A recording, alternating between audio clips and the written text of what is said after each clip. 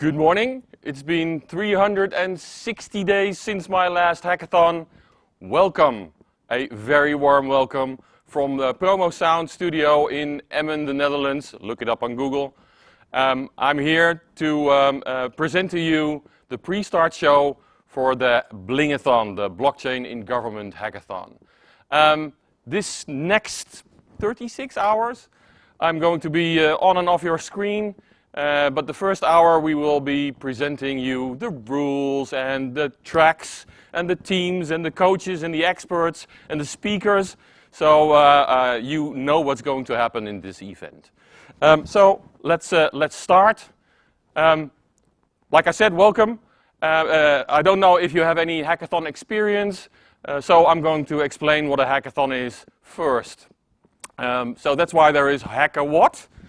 A hackathon is a innovation competition, a gaming, sporting event where you use your intellectual powers to solve challenges, to find solutions. And this event, you will be joined with about 140 participants in 30, 31, 32 teams from Belgium, the Netherlands, Germany, Sweden, UK, USA, Luxembourg, Austria, India, Argentina, Dubai, Saudi Arabia, and more.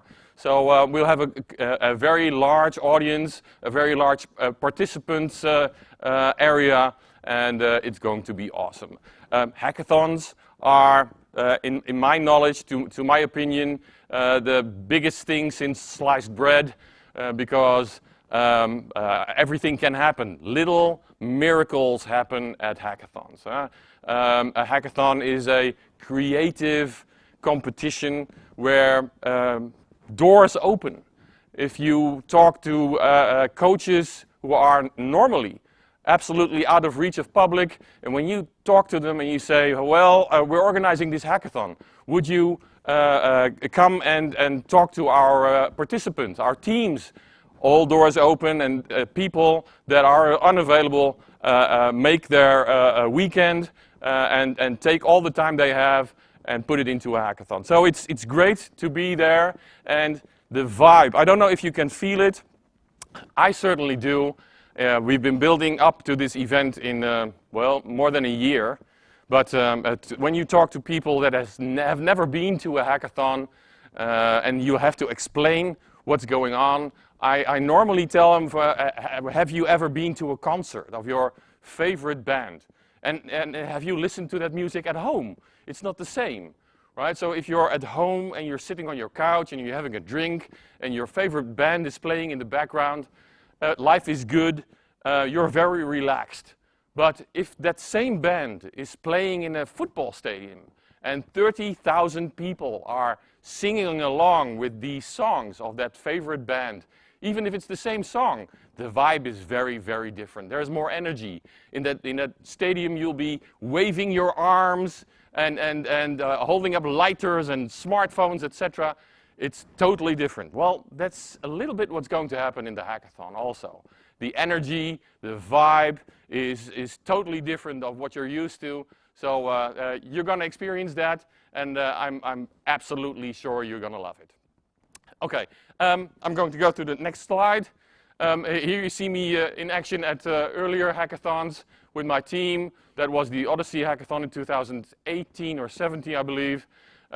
This was a picture from the hackathon 360 days ago, where we were in this same studio, and that was for future-proof drinking water. Sometimes I feel like Lewis Hamilton, and I know I look a little bit different, and my driving style is a little bit different, but I mean, Lewis Hamilton is one driver, but behind him are 1,100 people working on his car, on his strategy, etc. But he is the one you see, and that's the same with me. I'm standing here in front of the camera, but in my factory there are lots of people working on this concept, working on this idea of performing in a hackathon. And here you see a few of them, and you see some of them on the screen and some of them off the screen. Well, that's me, of course. That is Bob Emanuels. He will be hosting this hackathon together with me. This is Jem, my partner in crime in What the Hackathon. She is at home because of a pandemic. There has been a little thing going on, so she is talking in my ears and showing things on my screen, but she is very present at this hackathon, although you will not see her. And last but certainly not least, Rosa Ilievska is working around the field and behind the scenes. She is the one with her team that made the survival boxes for you. And there are many, many people. I'm going to show you the pictures of them, coaches, speakers, etc. I believe there's at least 30 people involved. Bling. This is the Blingathon, and I don't know if you ever heard about Bling. So what I did is I invited the lady into this studio who is all about Bling, Renske Stumpel.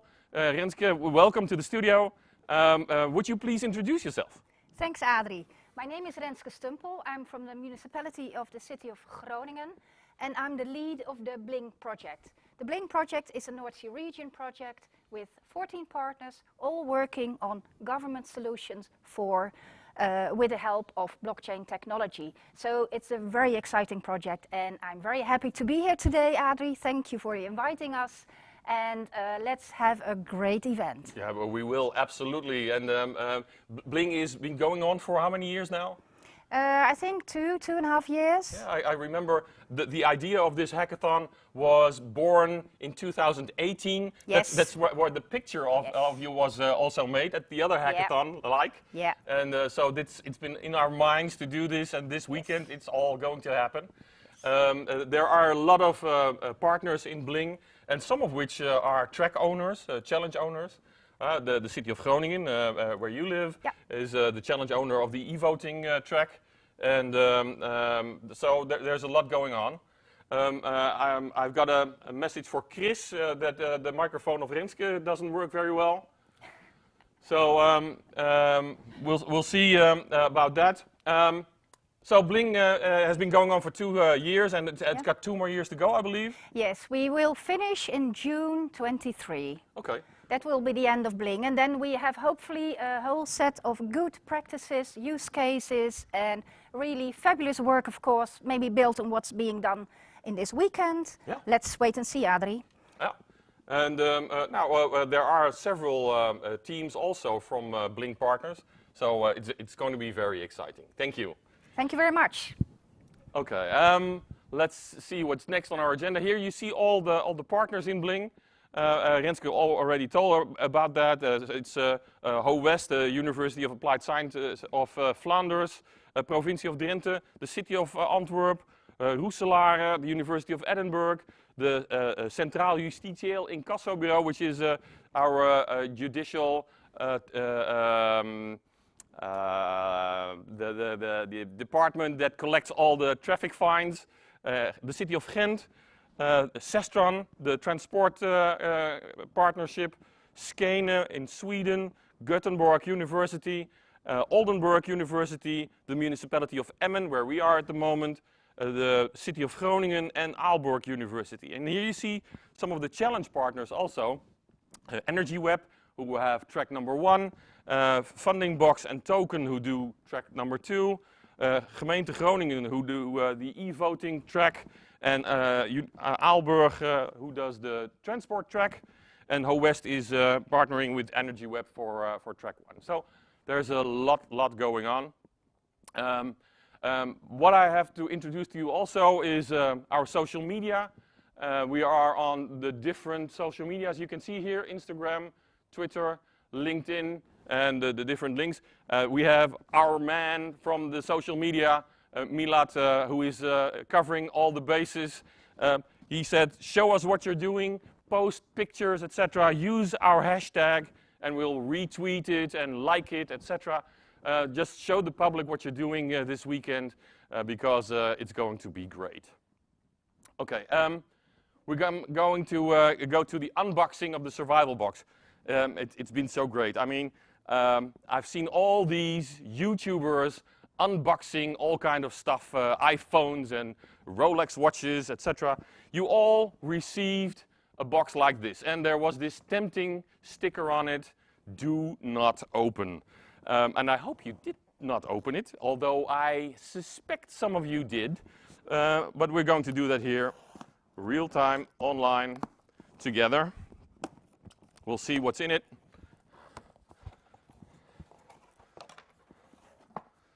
Okay, there's a letter, and I have to have my glasses for that.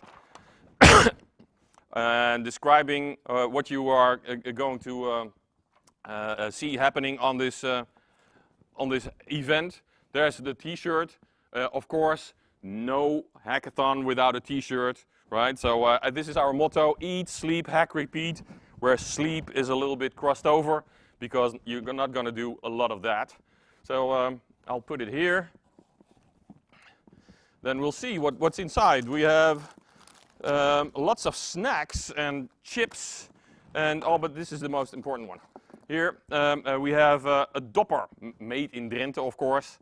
This is a water bottle, a special water bottle, which you can use to keep hydrated. But it's also a glass, which you can use to drink from. So a very special one. It was sponsored by the province of Drenthe, where we are here. Let's go to the snacks. We have all kinds of soup. We have coffee. We have beefy sausages. Oh yeah, world famous stroopwafels. This is my favorite. Mars, Twix, Pringles, sweets. There's too much to put it all out of the box. Fudge, tea, sultanas, whatever. I mean, if you're gonna go hungry this weekend, you can probably state it's your own fault. I'll put the chips back in. I'll keep the stroopwafels. Okay, so this is the survival box with the most important thing, of course, being the T-shirt. This is a collector's item. There's only a few of them made, and they're never going to be repeated. So you can compare them to NFTs, right? There are only 170 of these T-shirts in the world. Don't put them on eBay.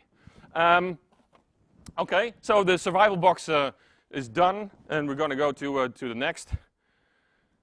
The rules, the house rules.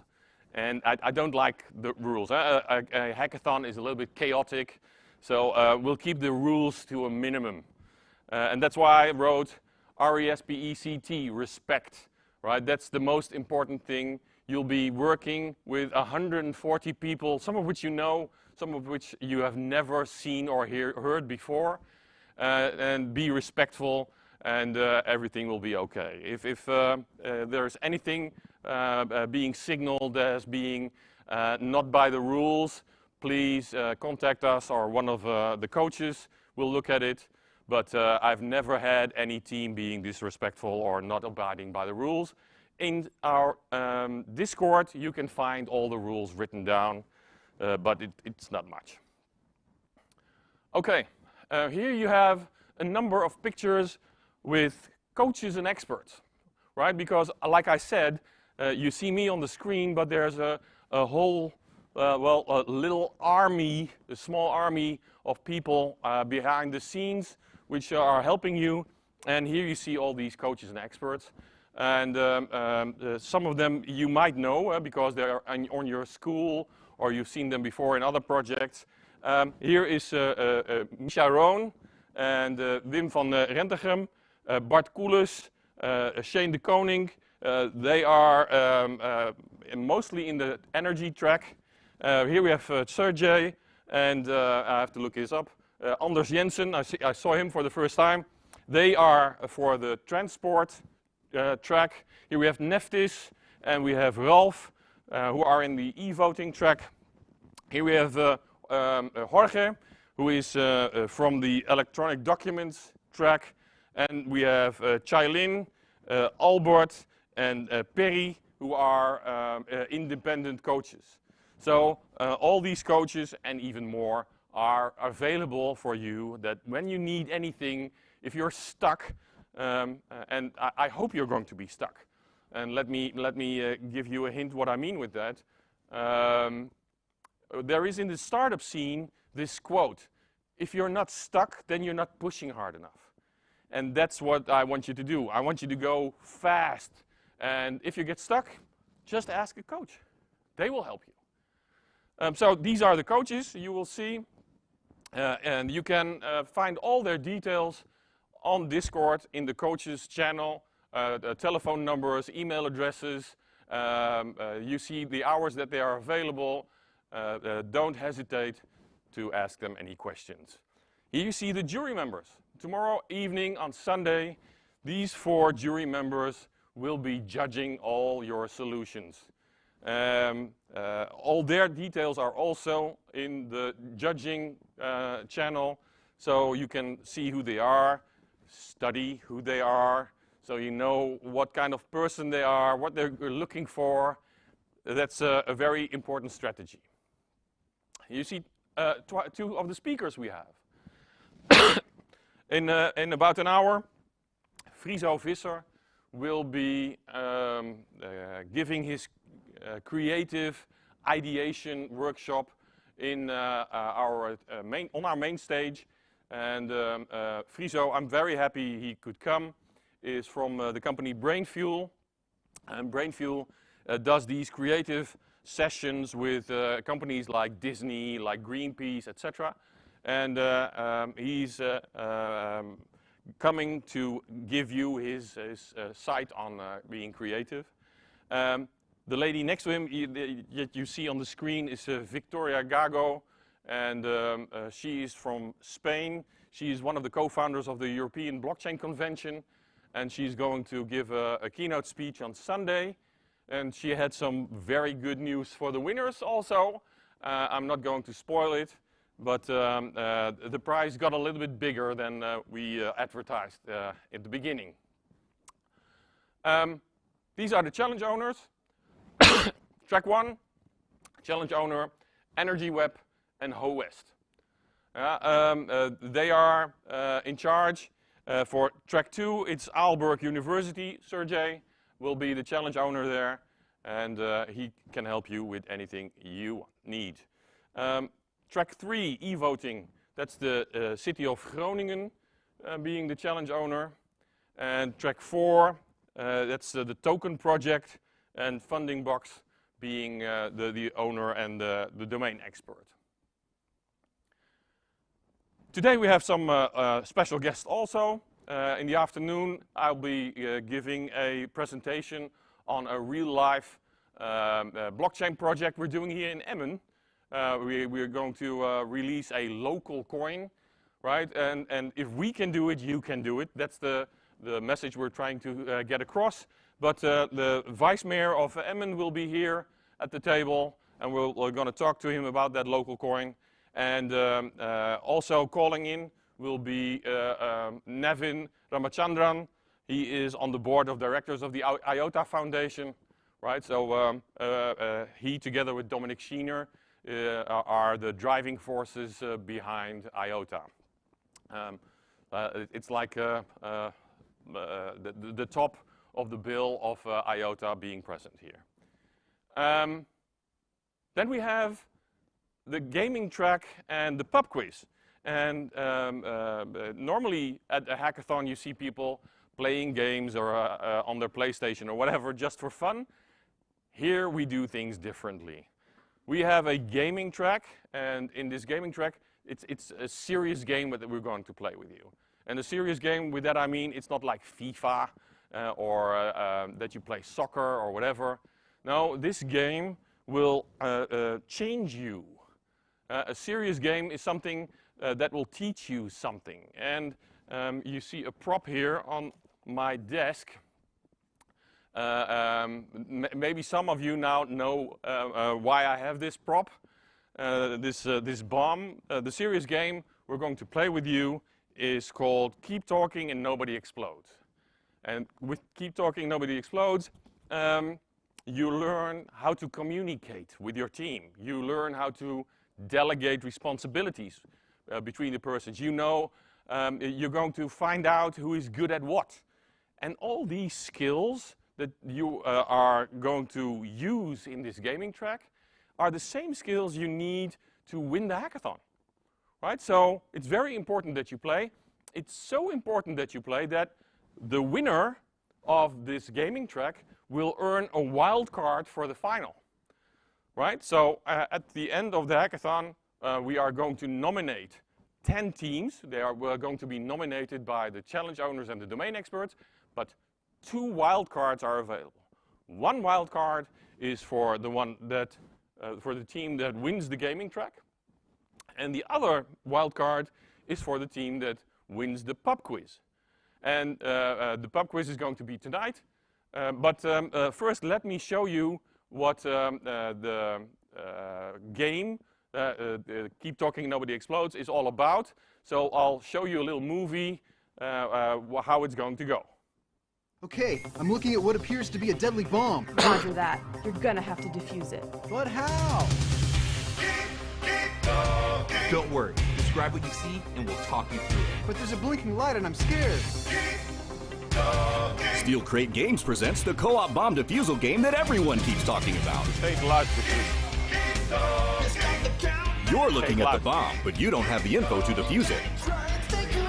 Your friends have the info, but they can't see the bomb. Can they talk you through it? The defusal manual says there's a serial code. There's not. It should be on the side. I'm looking. With 2 players or more, you'll have to communicate if you and the friendship are going to survive.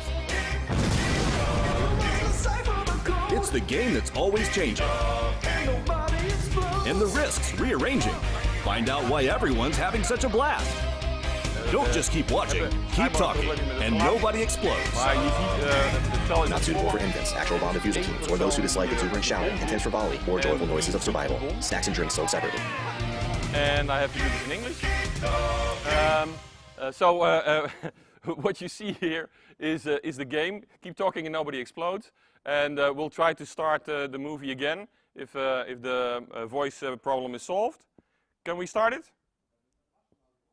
There was no audio. Somebody called over YouTube of the movie.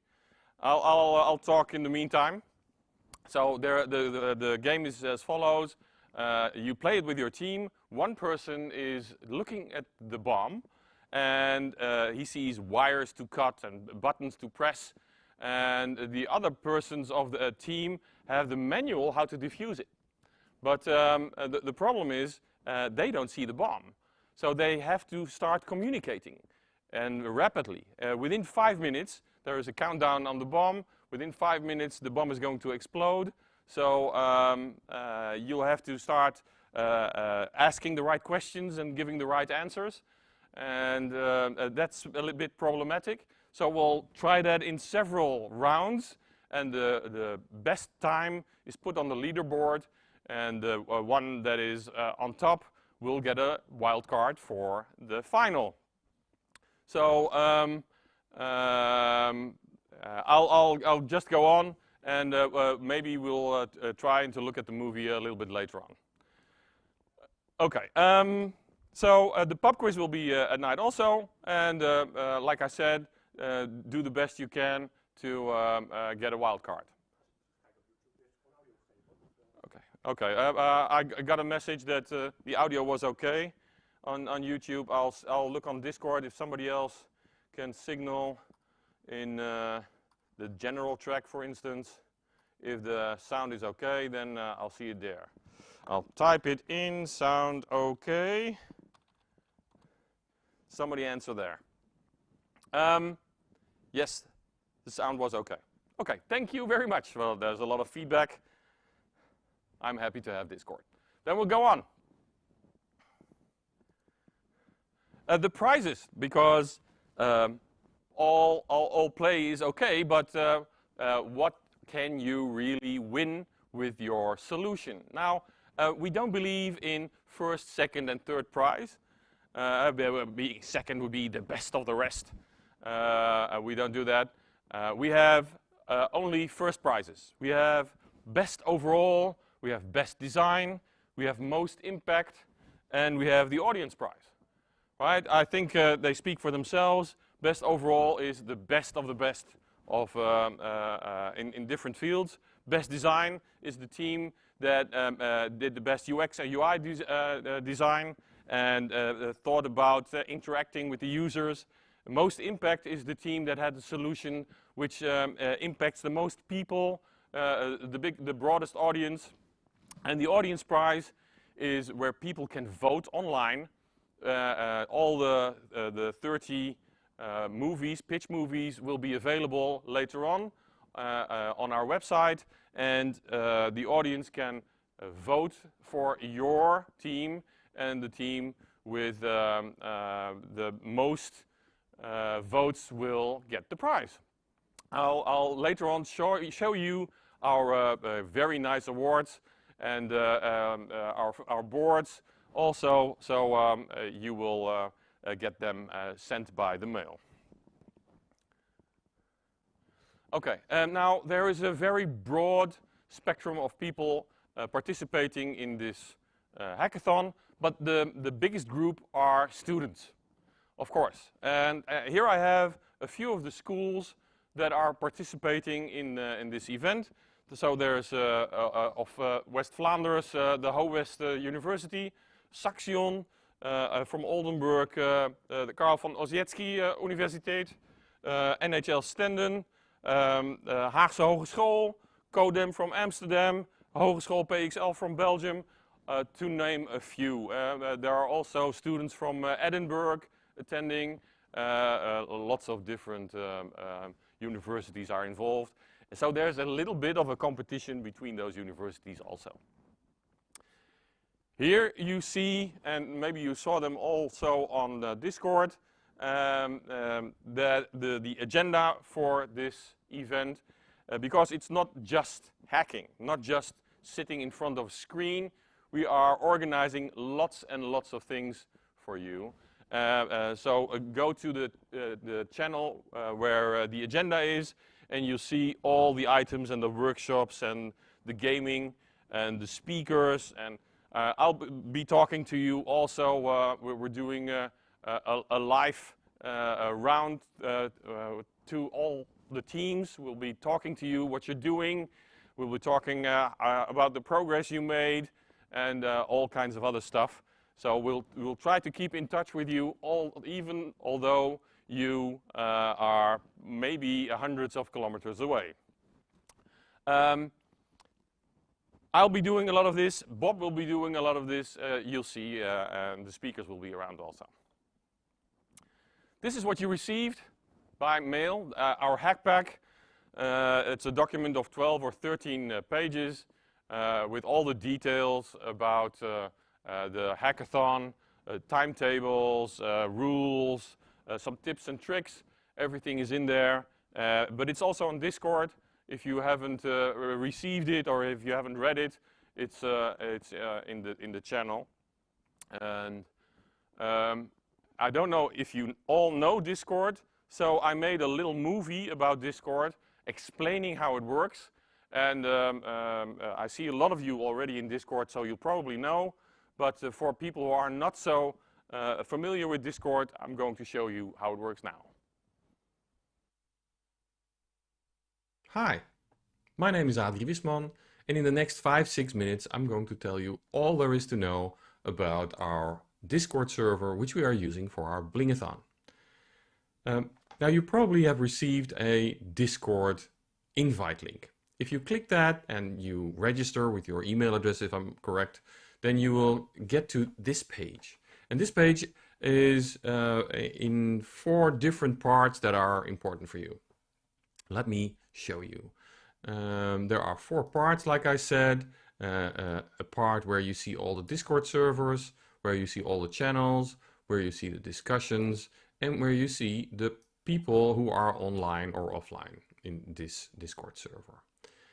I'll start here. If you have experience with Discord, you see, like I have, different servers on this side. What is important for you is this symbol, this Blingathon symbol, and you'll have to click that if you have many different servers. And when you click that, you'll get on our server, which you can use for the hackathon. Now, in the part here, you see all the channels that are present on our server. These can be text channels or voice channels. I'll explain the difference in a moment. Here you see all the messages that are in such a channel, with the newest one appended on the bottom. And here you can see all the people that are present. You can click on them, see their role, if they're an organizer or a coach or whatever. You can send them a DM or start a conversation with them. That's no problem. Let me explain the channels for you. I'm here in the welcome channel, so this is probably the first channel you will see with a welcome message. There is a read me first, where there are rules and regulations, house rules, code of conduct for the hackathon. There is the general channel where everyone can say hello and introduce themselves if they want to.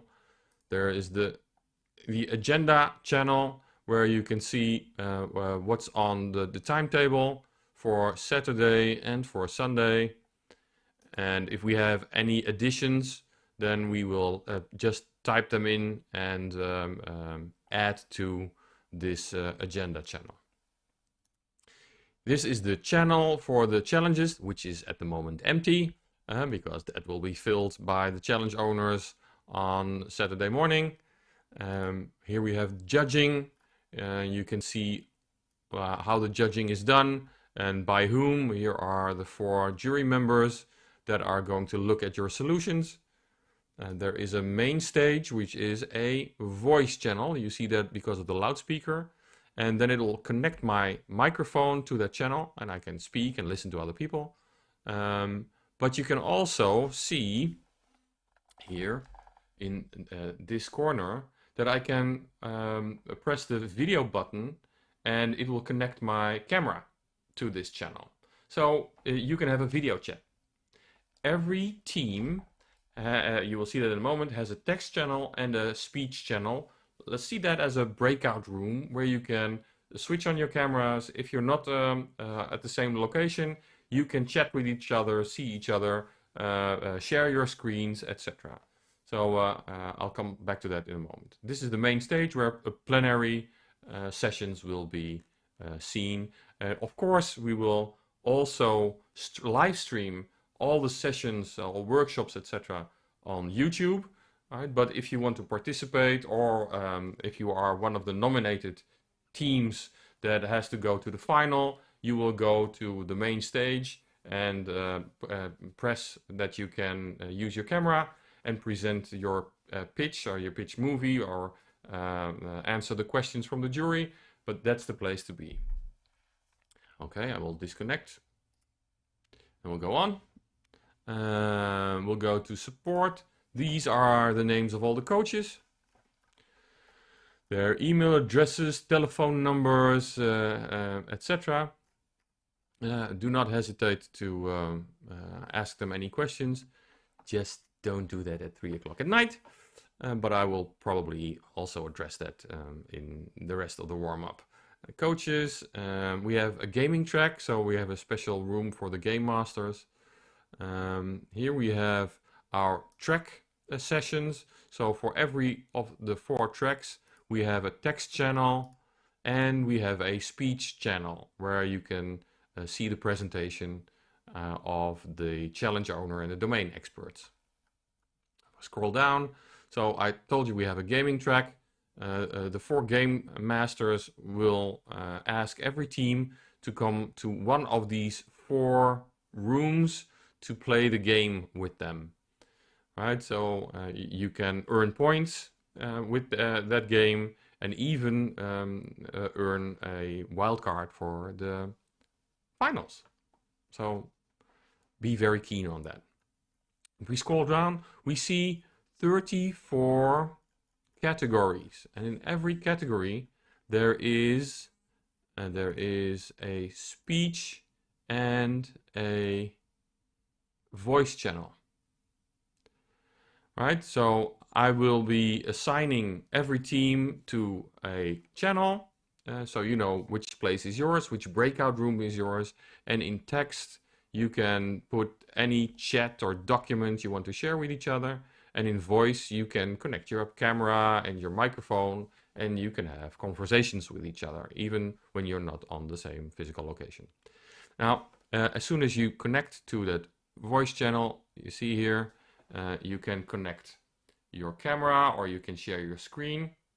Now, statistically, 1 or 2 of you will have problems connecting. Then you can go here to your user settings and you can look at, let me see, voice and video and select the right microphone and the right headset and the right camera.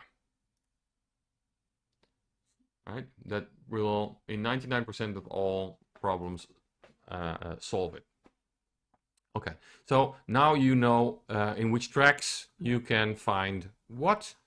We will be doing the workshops in these voice channels, but like I said, also on YouTube. So you can choose where you want to look. Probably YouTube is a little bit sharper and a little bit better bandwidth. On the right side, you see who is online and offline. And if you want to talk to someone, you can just press the right button and send them a message that you want to talk to them or you want to start a conversation. That's no problem. You can see we have different colors for coaches, organizers, and participants.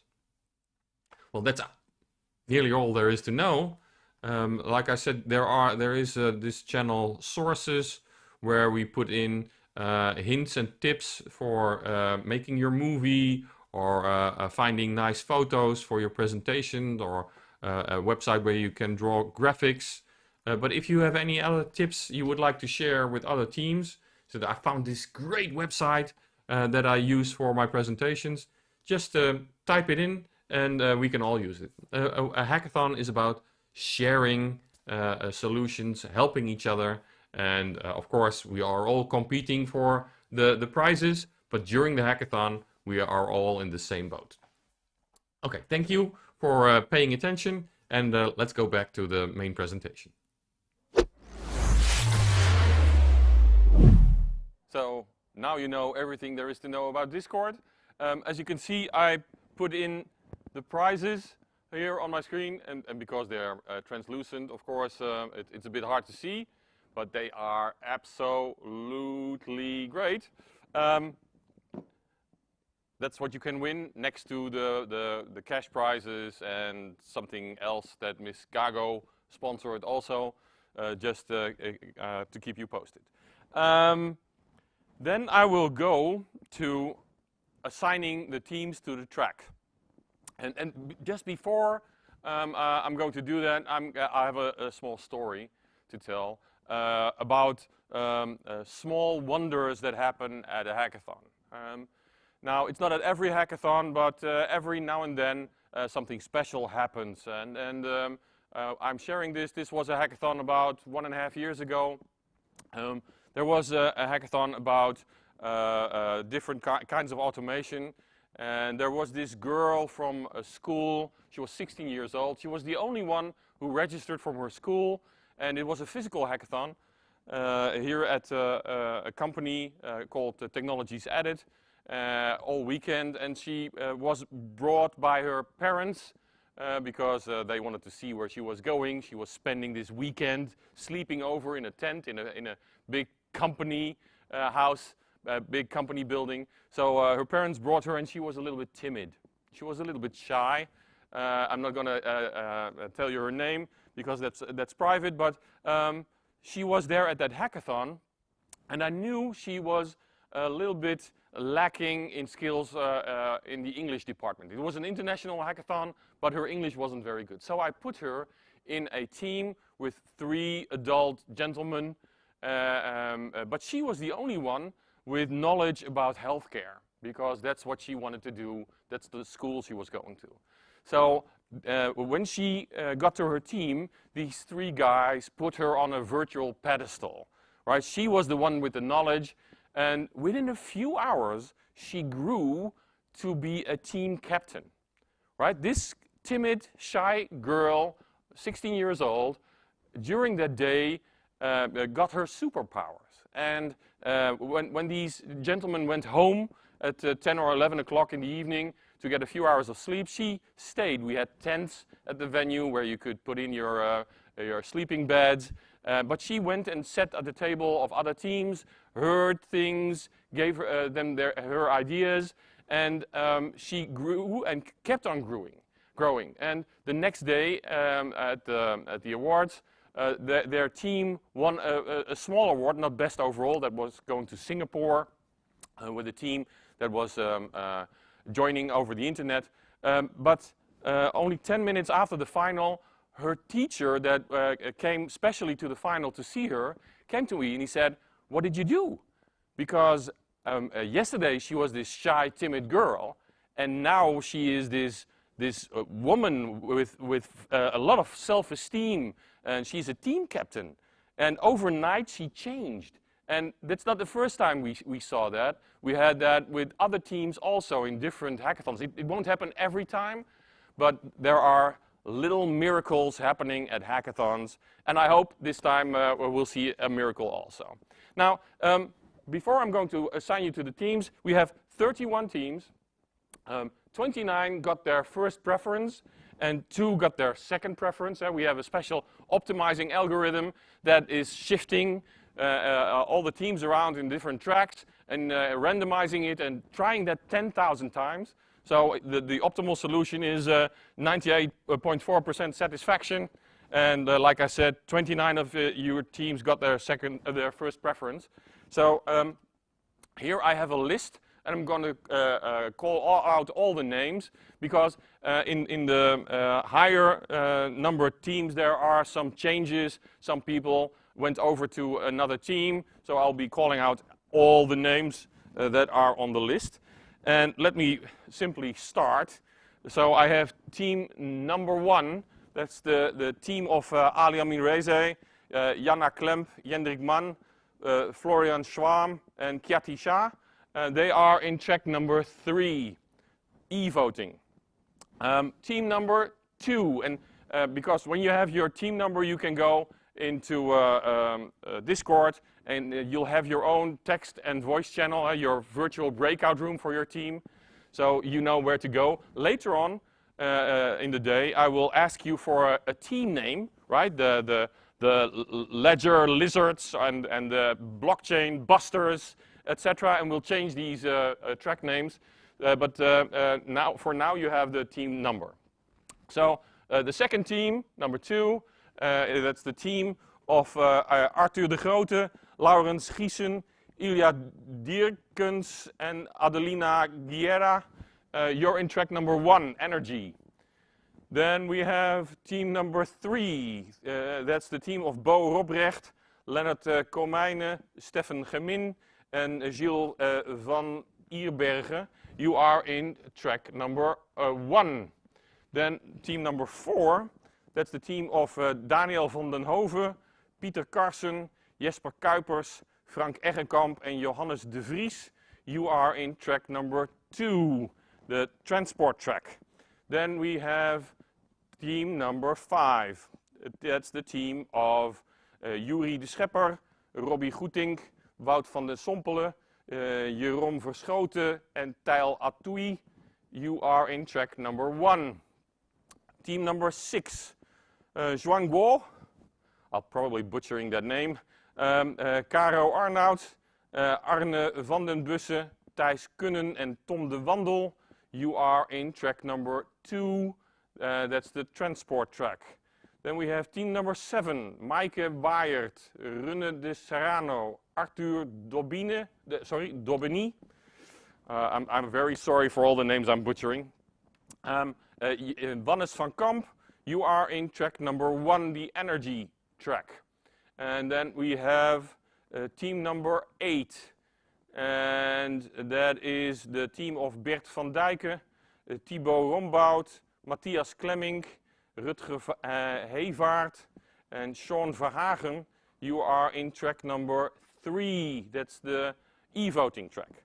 Then we have team number 9. That's the team of Zaid Aysal, Murat Bataray, Mohamed Senturk, Alpjiray Saigin, Mikhail Sivelek. They are in track number 4. That's the electronic documents track. Then we have team number 10. That's the team of Charles Stalens and the team of Arno Salens, Psycho Verfaye, and Eli Hallewijk. And you are in track number 2, transport. Is everybody still with me and finding out and still seeing what's going on? Yes, just checking my Discord. Okay, team number 11. 11, that's the team of Nicholas Martens, Wannes Matthijs, Maxim Kalinchik, and they are in track number 4, electronic documents. Team number 12. Eens even kijken, dat is Norin van der Hispalie, Urja Tandon, Cheyenne Trioen en Lisa Rappé. You are in track number 1, the energy track. Then we have team number 13. Wouter Sels, Wouter Bamps, Thibaut Jonkers. You are in track number 2, transport. Then we have the teams from Saxion. That's the team 14. Taras, Nelitsia, boy, hard names. Siovush, Tochir, Maurice Westland, and Jehor. Boy, what a difficult name. Zvamitskie. Sorry for butchering your name. You are in track number 3, e-voting. Saxion, team number 15. Filipos Slicher, Vincenzo Savarese, Trang Van, Antoine Klosinski, and Lars Wambach.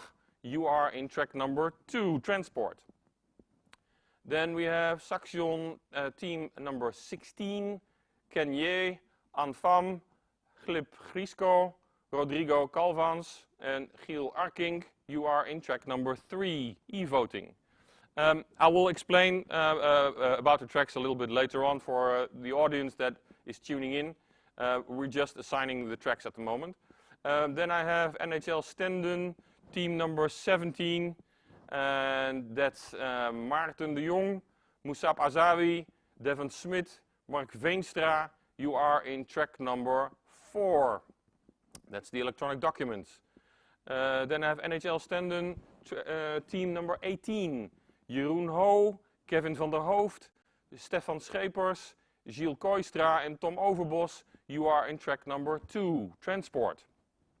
NHL Stenden, team 19. Sam Verzijde, Elon de Lange, Remco Eding, Stijn Hilgeman. You are in track number 2, transport. Then I have Ibrahimjan Abdi Mutalipian from Belgium, and the team is number 20 with Kevin Gaathofs, Benjamin Robbe, Olivier Lankriet, and Heike Jegorian. You are in track number 3, e-voting. Then I have the team from Erik Agula Lopez with Jason Kazovic, Dejan Elings, Nar Malon, and Guido Dijbe. You are in track number 1, energy. Then I have team number 22, Eva Vergucht, William Wyatt, Joran Britstra, and Hani Almansour. You are in track number 3, e-voting. Team 23, Masea Ankalshe, Hassan Kel, Xander Storme, and Cosmina Badea, and Ruben Heerman. You are in track number 2. That's transport. Then I have team number 24. It, I believe, is an all ladies track, if I see that like a team. Team 24, Erta Velia, Linda Kai Sonkam, Amber Klaas, Afira Amin, Chelsea Camden. You are in track number 3, e-voting. Then I have team number 25, Arjen Beltman, Sergio Vargas, Guy Meuris, and Asta Chauhan. You are in track number 3, e-voting. Then I have a team from Haagse Hogeschool, Just Weijers, Reginald Fonseca, Johan Terschuren, Pablo Misirov. You are team 26 and you are in track number 4. Taking the end spurt, I have a team Jari Valentine, Gust Talieu, Jean-Baptiste van Parijs, Arthur de Witte, and Wart de Koster, team 27. You are in track number 4, electronic documents. I have another mixed team from Sweden, David Jonsson, Joanna Junros, Mart Wubben, Abinayan, sorry, Basubal, and Sanya Pranav Murugeshan from India. You are in track number 4, electronic documents. Then I have Michiel Verbeke, Reinhard van der Wallen, Dries de Schoolmeester from Belgium. You are in track number 1, energy track. And then I have team 30, Tian Bresnik, Emilia Stankiewicz, Shannon Yuen from Edinburgh, Nicholas Hauben from Vienna, and Trevor Chan from, let me see, USA. Team 30, you are in track number 1, energy. And last but certainly not least, I have 2 members. The last I couldn't put in any team, Marius Mukunzi and Dylan Hall. You are in track number 4, electronic documents. So you see all these teams are competing for the prizes that are on my desk here. They have been assigned to all the different tracks. So the first track is energy. Energy Web is the challenge owner of that, and it's all about designing a solution for microgrids. Microgrids is where your neighbors generate electricity and you would like to buy it directly from them instead of your electricity company, and finding a blockchain solution to exchange this value in a decentralized way. Track number 2 is about transport. And Sergey is the challenge owner of that. Transport in a harbor, there is a lot going on. We've seen all these big ships on our television with 20,000, 40,000 containers in one ship. And because all these containers are very valuable, there's a big transport problem. So Sergey designed a challenge where you have to make a system where all the stakeholders, the truckers, the shippers, the harbor, the owner of the container are all in this blockchain system, this ecosystem, and you'll have to design something so these containers don't get lost, because one container can be of a very high value. Track number 3 is about e-voting. And e-voting is a very hot topic, of course. We've seen all the American voting going on, Trump and Biden, etc. How could you design a e-voting app, a solution, a blockchain solution, right? Using all the characteristics of blockchain, immutable, transparent, decentralized, and make a system where everyone can vote from their smartphone, from their own house. But make it end-to-end verifiable. Because if I push the button that I vote for Biden, how do I know that the app is not sending out a vote for Trump? Right? So it has to be verifiable, but it has to be not too much verifiable, because otherwise, if I have a receipt of what I voted, and then I could sell my vote. That's why it's prohibited to make pictures of what you voted. Because I could sell my vote. There could be a retailer that says, I give a 50% rebate to everyone who voted for Trump.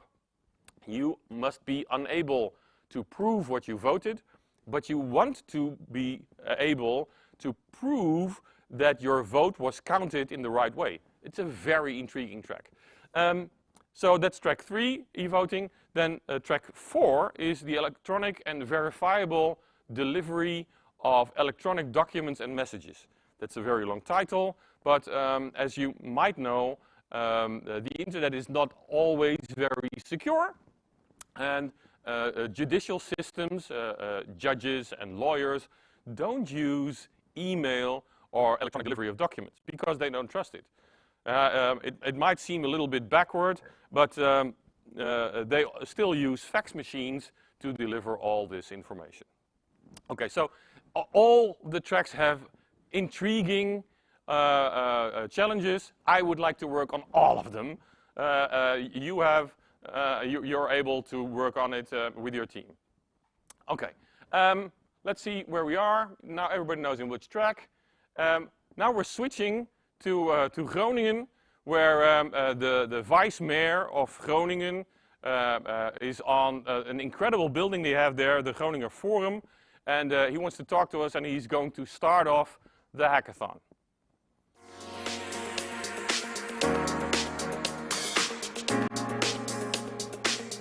Welcome to the Groningen Forum, the most innovative building in the Northern Netherlands. My name is Niels Abbing and I'm the manager for the Virtual Groningen program. Virtual Groningen is an innovation program in our municipality. We are a team of 10 colleagues and we initiate mostly digital projects that help to deliver better services to our citizens.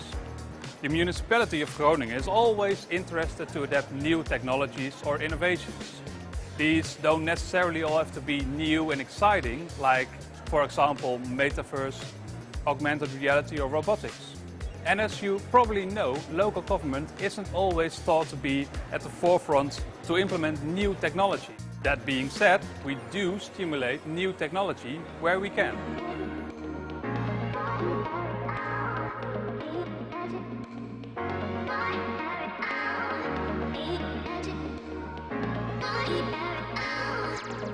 We are the challenge owner of this e-voting track. And we have already been piloting with an e-voting system named IRMA, which stands for I Reveal My Attributes, which we want to connect to the Voice of Groningen platform. Now we are looking into blockchain. How cool would it be to be piloting with the solutions you come up with? We firmly believe that there are many more possibilities for blockchain in relation to customer service delivery. Blockchain holds many promises for government, and that's why we are looking forward to the solutions you will provide during this 30 hours Blingathon.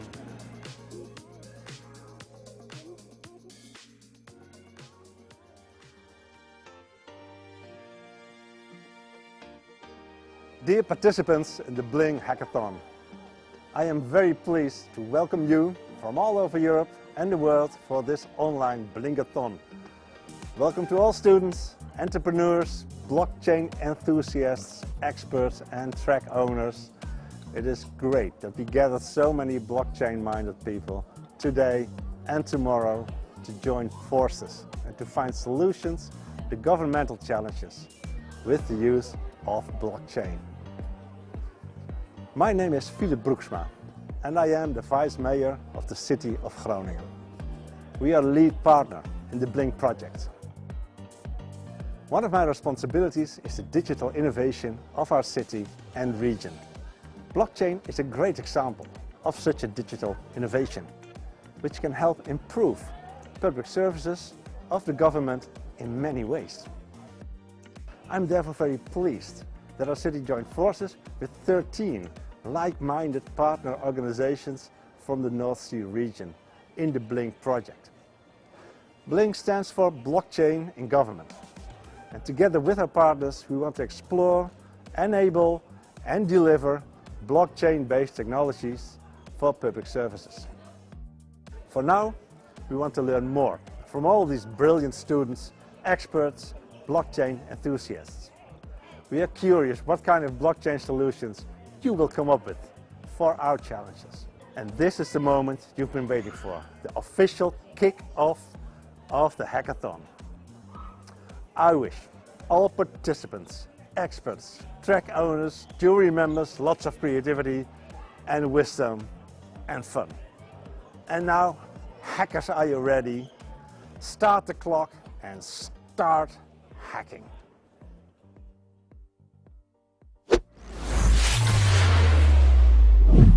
And the clock is running. Welcome to the Blingathon. And I'm going to start off with a first assignment. I already mentioned it. I want you to first come up with a cracking and a super great team name. Something the jury will never forget. Right? We don't want the jury talking about, yeah, the guy with the green t-shirt and the long hair. No, we want them to remember the blockchain busters or the ledger lizards or whatever the rest of their life. So the first 10-15 minutes of this hackathon, you are going to talk to each other and find the best name you can imagine. After you did that, the second assignment is that you go to the track that you've been assigned to, and at 10:15 there the presentations will start from the challenge owners. You will find in the track channel text already something about the assignments, but in the voice channel you will find the people presenting their sheets and presenting their case. You can also ask questions if you want to. I would suggest don't use your video, only the video of the presenter, but you can listen and you have the voice enabled. You can ask them questions also. So those 4 parallel sessions will take place on Discord. We will not send them on YouTube because it's impossible to have 4 tracks at once. On YouTube you will see a pause screen and you'll see the studio cam, what we're doing here. But we will be back at, I believe, 11 o'clock, where Friso Visser is going to give his ideation workshop. We will have him talk on Discord, but you can all see his presentation on YouTube. The quality on YouTube is just a little bit better, so we'll be relaying that to YouTube. I hope you're going to have a lot of fun the next 30 hours. Like the Vice Mayor said, the clock has already started, so better start cracking. 30 hours, I mean 29 hours and 50-something minutes already. So good luck, and I wish you a lot of wisdom.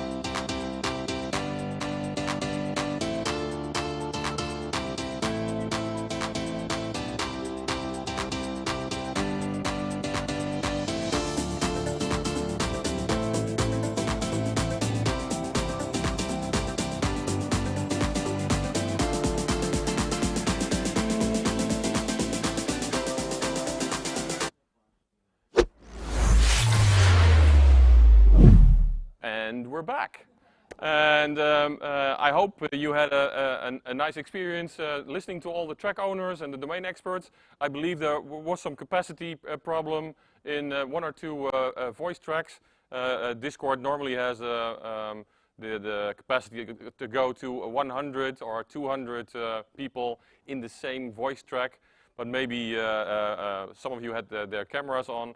If there was a problem, the presentations will be shared in the text channel, and I'm convinced that the challenge owners are more than happy to talk to you about the information that you're missing. Now, our next event is something I've been looking forward to myself, because at the beginning of a hackathon, people always have a little bit of, how shall I call it, starting problems. Right? You see all these problems you have to solve, but where to begin? And the best begin is with an ideation session to be as creative as possible.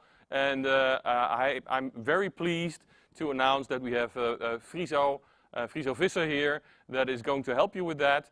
He's from Brain Fuel, but he's going to introduce himself. I'm going to switch to Discord, but we are going to stream that on YouTube also, so you don't have to come all to that Discord channel. You will be able to see that on YouTube also. And that's also the case for people not attending the hackathon. You will all be able to see what Friso is going to tell you. And so it's not only limited to people attending the hackathon. I'm going to switch to Friso. Hi, Friso. I'm going to put you on the screen first like this. Like I said, I'm very happy to see you, and I'm very happy that you are presenting us with your method, the Brain Fuel inspiration for our hackathon attendees.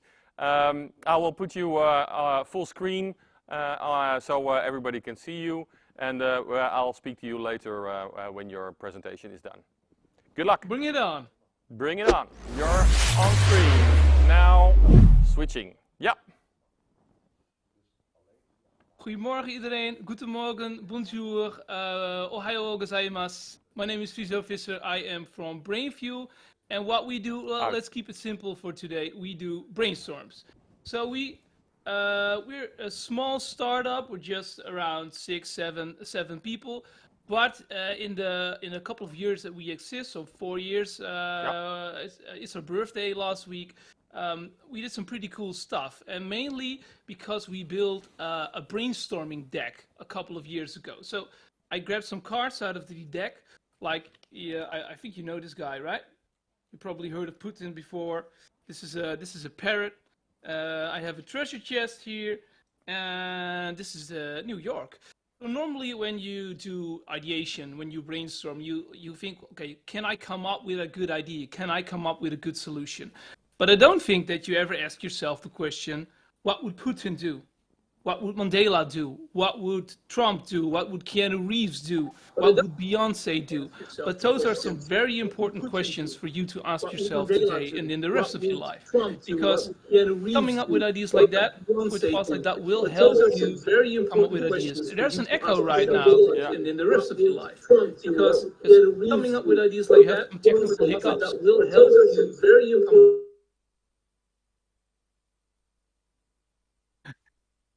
Do you feel the? It's better. It was Ralph. It was your fault, Ralph.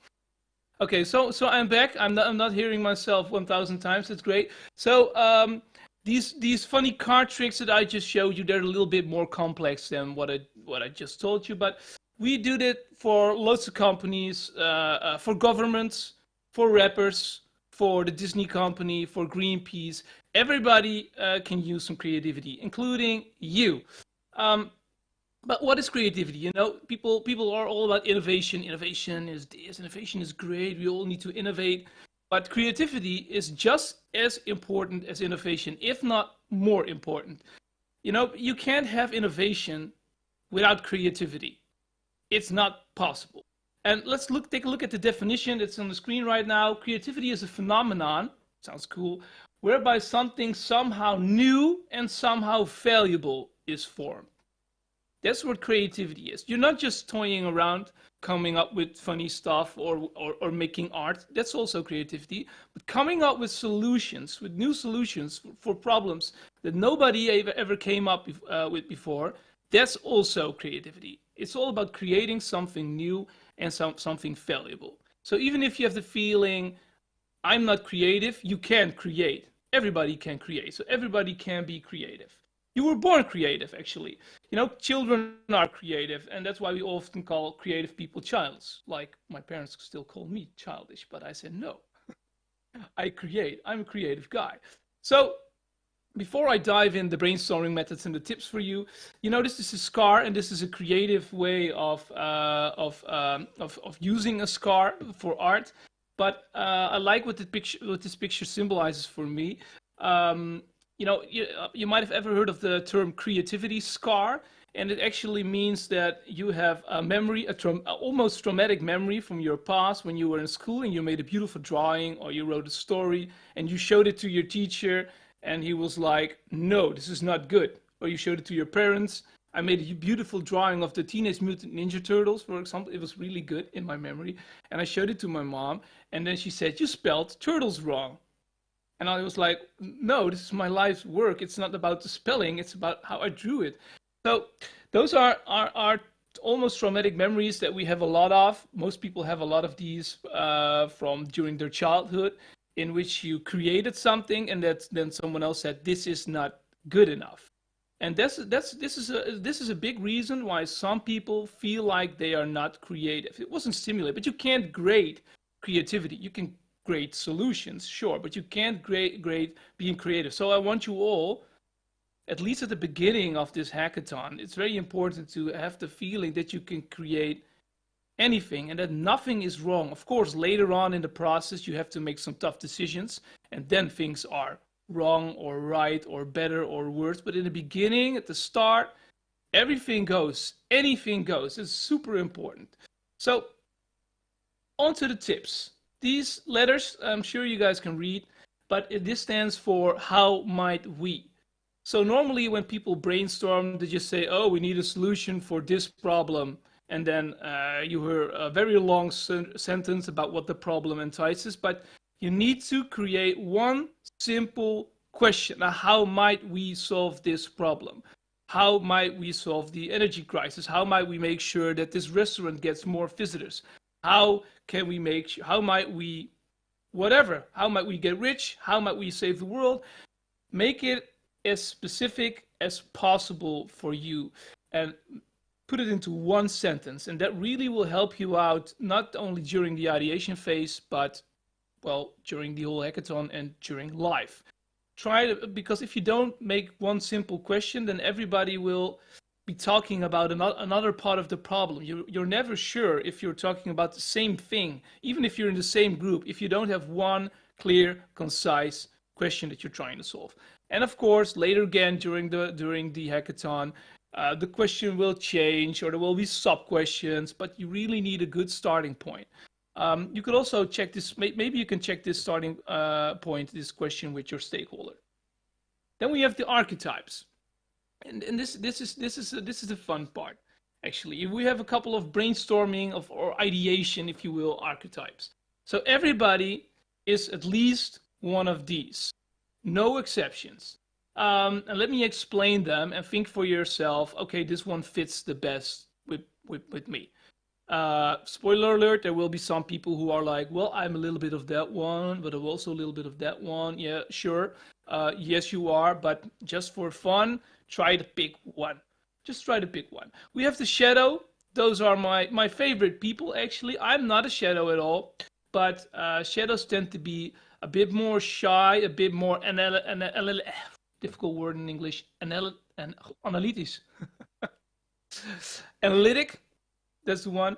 So they don't tend to be the first one to talk. You really have to ask some questions. What do you think? And then sometimes they're like, I agree with what he said, but no, you're thinking for yourself. You're strategic, you're analytic. You don't talk too much, you think a lot. And that's very interesting. What goes on in that head? We need that information. But shadows tend to wait. sometimes way too long. Like at the end of the ideation session, when everybody's done and you make it you made a decision, this is the idea that we're going with, and then the shadow will be like, I have another idea, but then you were 2 hours too late. So shadow, step up. But other people, if you're not a shadow, try to acknowledge the shadow and ask them questions. Make them feel safe. That's important. If they don't feel safe, they won't say anything. And you don't need group members who don't say anything, right? Then there's the wizards. The wizards is more my archetype, actually. The wizards are people who come up with ideas all the time. We can do this and we can do this and nothing's weird. Anything goes. We can build a rocket to the moon, or we can live on the moon, or let's go to Mars. Let's build whatever, anything actually. But it's good to have at least one wizard in your group.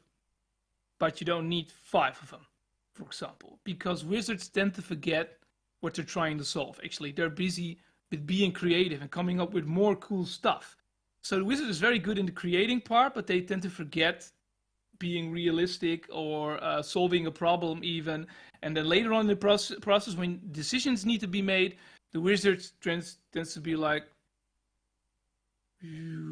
this is difficult for me. Can we simply brainstorm again? I need to create some new ideas. But no, you need to make decisions. That's not the best side of the wizard. It is a good, I think the boss is good in making decisions. And the boss, the wizard is also very bad at pitching ideas, because they can tell some very interesting, enthusiastic stories, but nobody understands what they're saying. And the boss is like the opposite. He can make decisions, or she, and he can also pitch and tell everybody, okay, so this is what we're going to do in a simple story, like 2 minutes. This is what we're going to do for this target group, etc., etc., etc. So that's very handy to have a boss. But bosses also tend to find themselves pretty cool. You know, like, yeah, I'm the boss, and this is kind of my team. I kind of lead this team. They all look up to me, and when we come up with ideas, my ideas are pretty good, of course, because I'm the boss. Probably my ideas are the best. So bosses tend to steer towards their decisions as if their decisions are the best decisions. But the best decisions, most of the time, are group decisions. So that's something that some bosses really need to learn. Then you have the critics, and the critics are like my worst fear, almost everybody's worst fear, except for the critics themselves. So the critics are like, why do we even need to ideate? Why is this the right brainstorming question? This is not the right brainstorming question. This is the wrong brainstorming question. I don't have an idea for a better one, but I know this one sucks. Or this whole hackathon. Why am I even here? Why? Why do I need to learn in life stuff? I know everything. So critics can be critical, which can be in a group process. It's not always handy. In the second half of a brainstorm or even a hackathon, being critical is a very, very good skill to have, right? But in the beginning, in the ideation part, it's not the best skill to have, because everybody needs to feel safe. Everybody needs to feel happy. They need to have to be able to come up with stuff, even some stuff that doesn't make sense, right? Because in the creative process, it's handy to come up with ideas that sounds out of this world, and later on in the creative process, you can turn those crazy ideas into realistic ones. But the wizard, the critic will, from minute one, they will be like, bam, bam, bam, bam, bad idea, bad idea, bad idea. So they can be a huge energy killer. So if you feel like you're a critic, don't be scared. It's a good thing, but try to be a bit, try to keep it in your criticness in the beginning of an ideation session. So later on in the process, it's all good. Be critical, because some of the other archetypes find it very difficult to be critical, and that's something that you can. And then you have the deputy. The deputy is interesting in a sense because it's very difficult to recognize if you're a deputy. But the deputy is like an assistant, like you have the sheriff and you have the deputy. But the deputy is always busy with the rest of the group, not busy with the contents of the brainstorm. They're like, can I help you out? Oh, I see that I see that we lost someone. Shall I call them? Shall I contact Adri, to ask some questions? Shall I take that on? So it's not a leadership role per se. It's more like a social glue, helping everybody out, making sure that everybody feels good. And that's not wrong, right? To make sure that everybody feels good. But the deputy is so busy helping others that they tend to forget that they're also part of this team, and they also need to think and come up with ideas, come up with solutions, and work. So these are a couple of archetypes, and just try maybe. Well, we don't have a chat together, but in your own channels, you can simply chat now or do it later. Which archetype you think you are. So don't worry if you think that your archetype sucks. They all suck in a sense, but they're also great in another sense, right? It's good that everybody has some different skill sets, some different personality types. That's all good. So, that said, and this is actually the most boring, difficult slide. So if you're like, oh no, is this a college? Don't worry. This is our funnel, and this is the way to build a brainstorm. So if you see in the middle, then you see the terms divergence and convergence, which are some terminology that was they come up with it in the 80s. So it sounds like a term that's been came up with in the 80s, but it's actually pretty good to know. So the divergence phase is the phase in which you come up with loads of ideas, right? And that's the typical brainstorm, the typical ideation feeling you have, like, oh, I can come up with more of these. And wizards are very good in that. But then you also have the convergence side, and that's making decisions. Wizards suck at making decisions, as we just said. So you need bosses and critics more to come up with, okay, so we have like 300 ideas right now. Can we funnel them towards the best? Can we try to do that as a group, of course? Not just that the critic and the boss say, let us choose, but no, as a group, can we make decisions like that? I have a good tip for you later on how to do that. So these are two phases that during ideation that you will come across.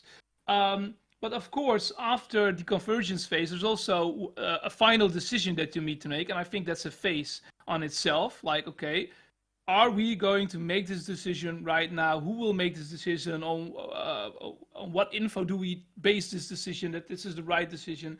So you'll nearly, as a team, hold each other's hands and say, okay, this is the one. And then, of course, it's time for action. It's as simple as that. But before brainstorm, before the divergence phase, there's something called preparation. Well, in a normal brainstorm, of course, you would have your Sharpies and your Post-its, but this is an online hackathon. But there are tools like Mural, and I'm not sure if you heard of Mural or Miro or tools like that, in which you can super easily brainstorm on online whiteboards. And actually, there's a 30-day trial, if you don't have it. And it can all be free for you. It's awesome if you really need to brainstorm. Because if not, you will be chatting and you will be like, I have an idea, enter. I have an idea, also enter. That's not really a brainstorm. So try to look up Mural or Miro. And then there's the warming up, because normally when you oh no, spoilers. Ooh, I went too soon. I was too fast.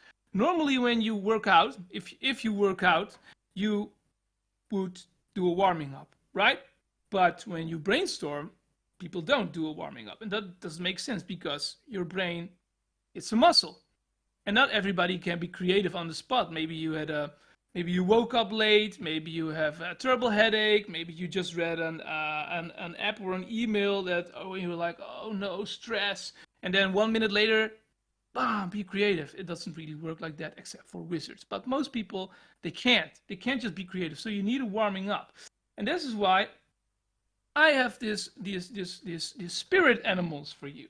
So, and this is something I really would like you to take your time to pick an animal which you think that fits you as a person. So this will be some awkward silence. I will simply put on the timer for 20 seconds, and then you will look at all the animals and you will pick one.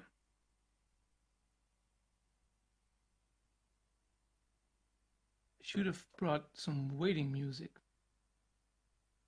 Or my singing voice, left it at home.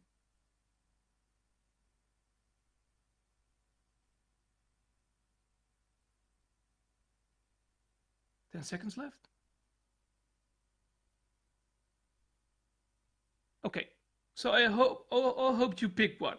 And the next thing that you're going to do is in your channels, or maybe you have a WhatsApp group or a Signal group or whatever you use, and type in the animal that you picked.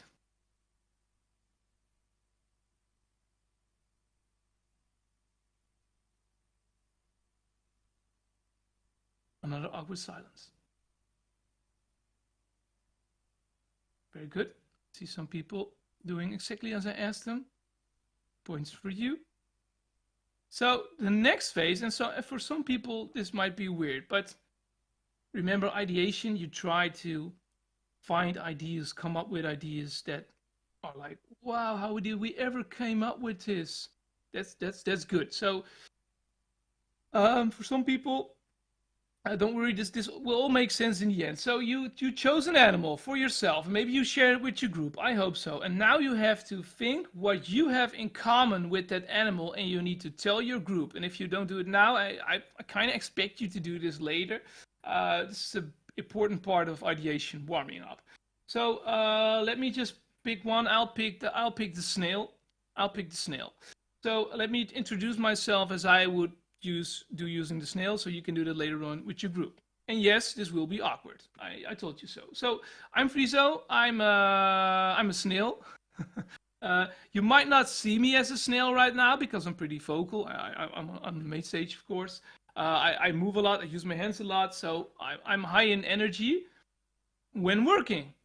When I'm not working, I'm low on energy. I'm super low on energy. I'm lying on the couch like this. I'm gaming. Curtains are closed, Gothic music is on, and I love being alone in solitude. So I have a family, and I of course I go to go outside to the park with them, and I cuddle them. But I also need my Gothic moments in solitude. I need to have some moments in the week that I can be very slow, and my phone is out most of the times. You can't even reach me. So some people who see me during the week and then see me again in the weekend are like, well, is it the same guy, or is there something wrong with him? But no, I really need to charge my battery, if you will, or maybe I'm just in my shell. I'm hiding in my shell, and then on Monday I'm back. So this is a slightly awkward story about me that you would never tell anybody, right? This is not a normal way to introduce yourself, but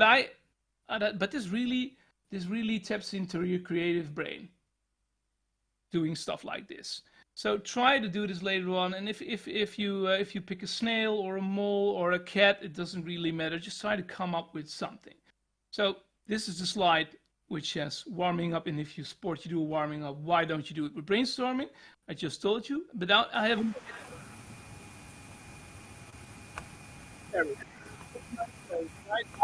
Some people from France here.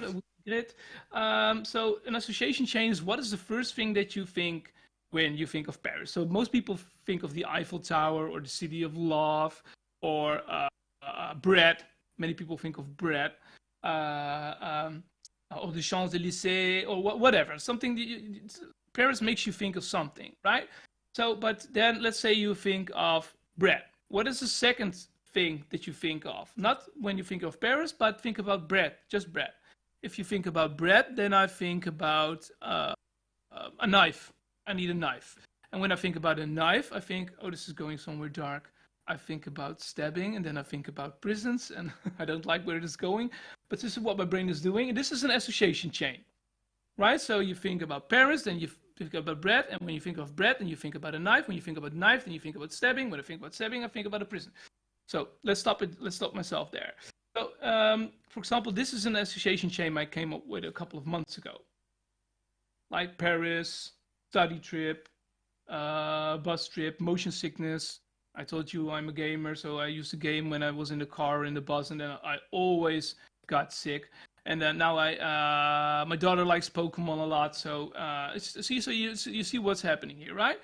And it might be fun if you, as a team, after the ideation session, or before the ideation session, that someone in your group comes up with a city or an object or an animal or a person, and everybody will build an association chain just to get the creativity going. So, and it's not a contest or something, it's just a warming up, right? So, and there are several ones, energizers, warming ups, look them up online. If you think these suck, then you can always find another, but it's important to do that. Even if it does sound that you're toying around, which isn't a problem at all, in my opinion, but warming ups are important. Then we have the divergence phase, and I can talk about this for 4 hours, but I have like 5 or 10 minutes left, so I won't.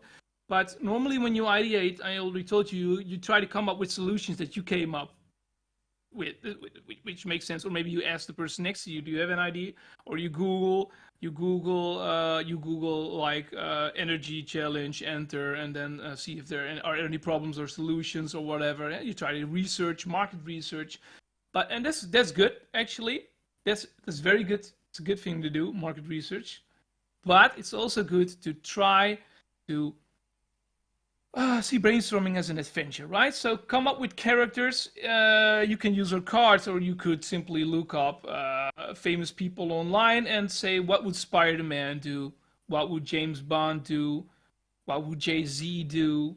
What would whatever, just came up with, if everybody comes up with a character and they bring it to the brainstorm and they say, okay, this is like our board, we have a new board of directors for our company, those are these 5 people, what would they say to us? What ideas would they come up with?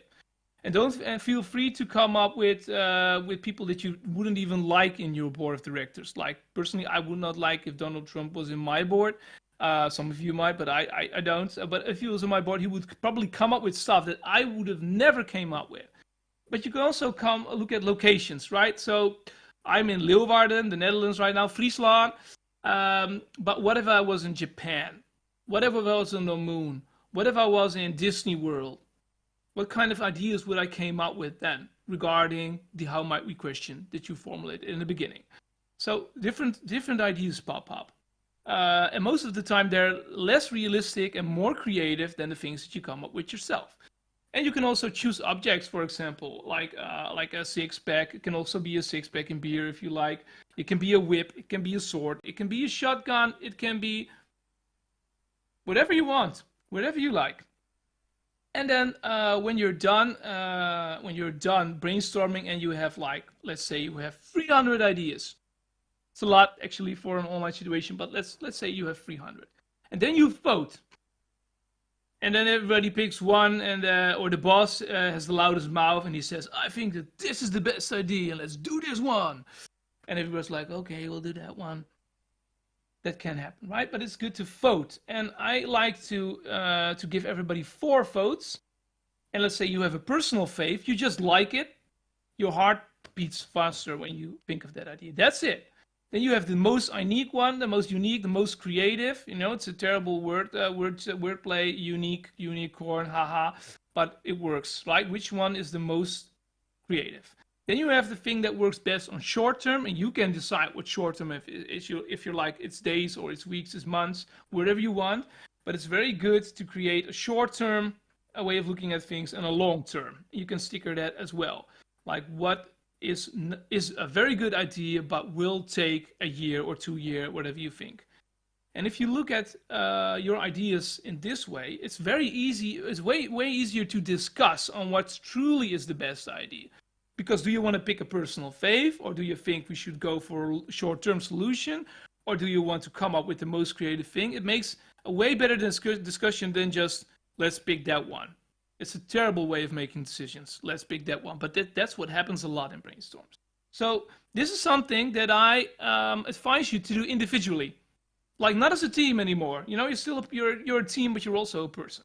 So let's say if you have a team of 6, then you have 6 personal faves, 6 most unique, 6 short terms, and 6 long terms, right? But when you're done with that, of course, you need to make a group decision as well. And then I tend to use this.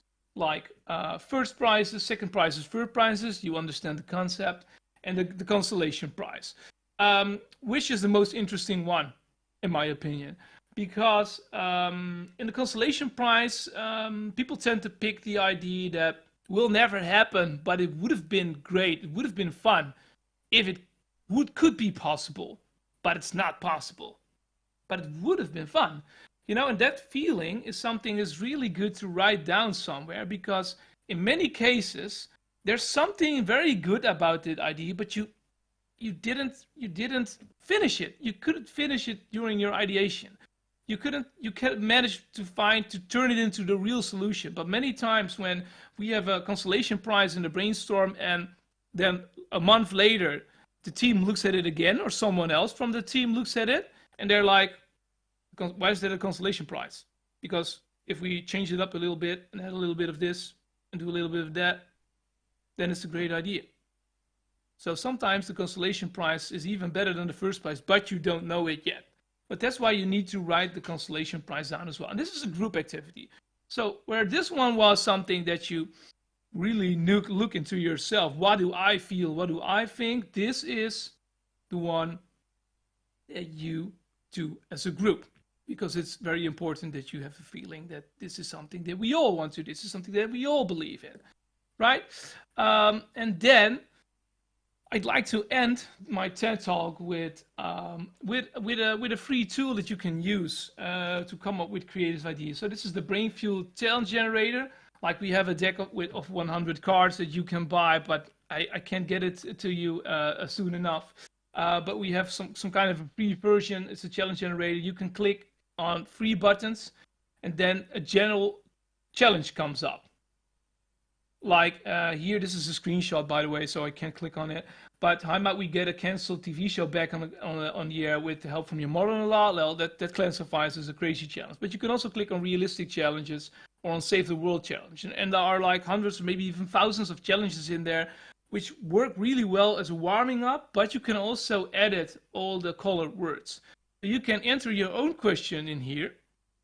The question, the how might we question that you formulated in the beginning, or I hope you will. And then simply keep clicking the button, and then this factor will change up and come up with your mother-in-law, maybe your father-in-law, maybe a mandarin, maybe an apple, maybe a guitar, maybe Han Solo and Chewbacca will come up. Who knows what will happen, right? But if you are open to influences from everywhere around you, if you can channel those influences in your brain, then you will come up with more creative things. So don't be closed-minded, like, I need to focus this problem. Of course, you should be a little bit, but in the beginning of an idea session, take in everything from everywhere. Even if you're not using this tool, just look on your desk, look outside your window. Maybe there's something happening out there that will help you come up with a good idea. So if you want to go there, it's challengegenerator.online, or for the Dutchies, it's challengegenerator.nl. I'm Friso Visser. I'm from BrainFuel. This was my TED Talk. I hope I helped you out for a little bit. I wish I was there with you. Have fun, and hope to see you soon. Thank you, Friso. This was a very nice talk. I've had some deep thoughts about who I am. I'm a little bit of a wizard and a little bit of a boss, and I'm certainly a dragon. Oh, those are cool, right? So yeah, I've seen a lot of things I can use for the rest. So thank you very much. Maybe if teams have a question, they can send you a DM. I don't know how much time you have if you're running off, but as long as you're around, if they can see you, then they can ask you a question, and otherwise you're gone. I mean, yeah, feel free to ask me a question. If you can't find me on Discord, you can also look me up on LinkedIn. It's a super boring platform in which business people do their thing. So if you happen to have an account, look me up there and ask me questions. Ask away if I'm not here. Great, great. Thank you very, very much.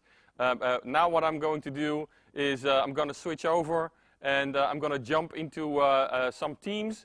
We're going to touch base with some. So I am going to thank you, and I'm going to see if I can go and look some teams up and see to find out how they found your workshop and what they're doing. Yes. Good luck. Have fun. Bye-bye. Let's see how that works.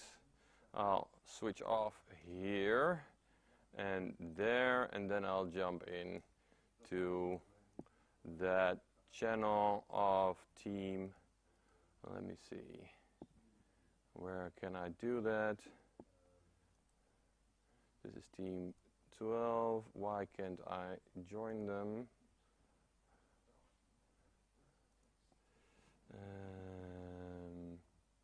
I want to join them. Why can't I join them?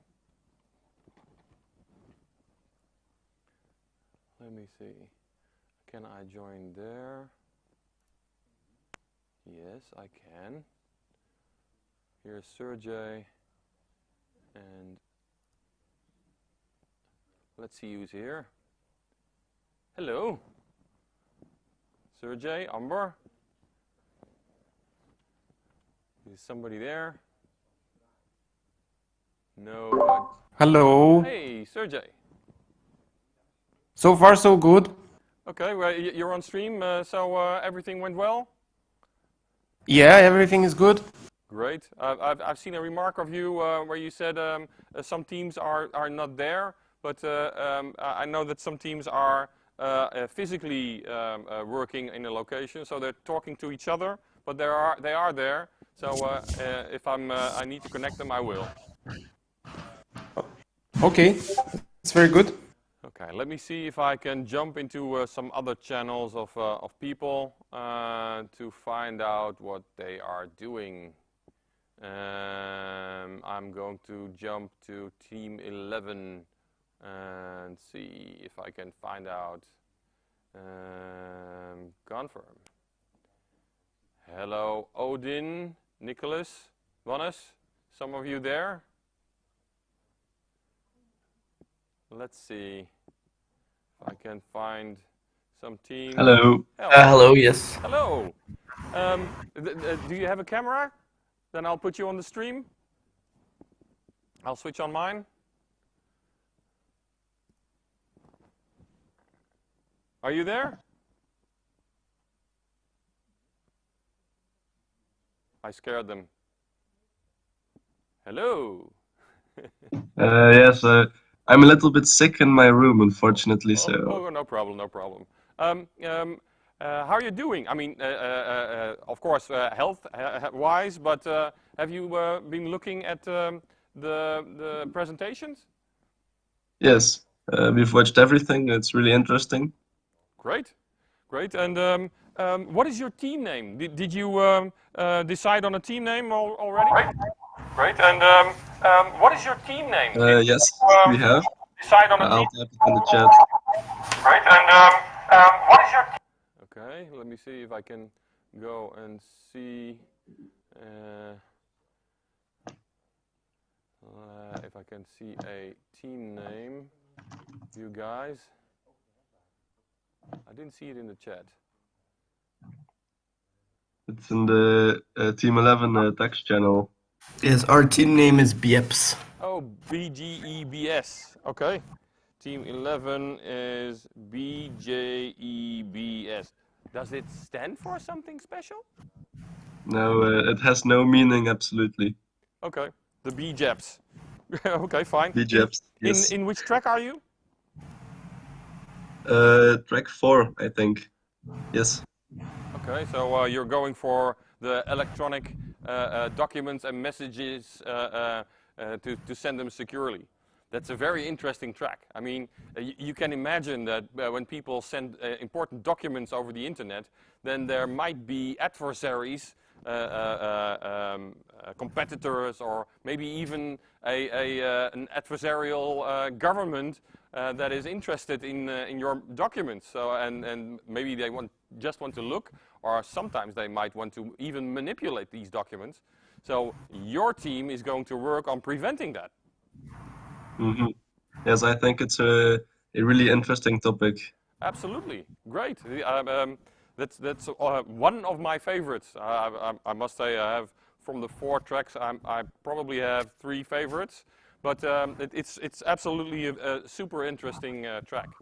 Well, okay, I'll write down your name and I'll change it on Discord later on, and then I'll jump to another team and to talk to them. Good luck, and All right. you probably see me later on. Yes, thank All you. right.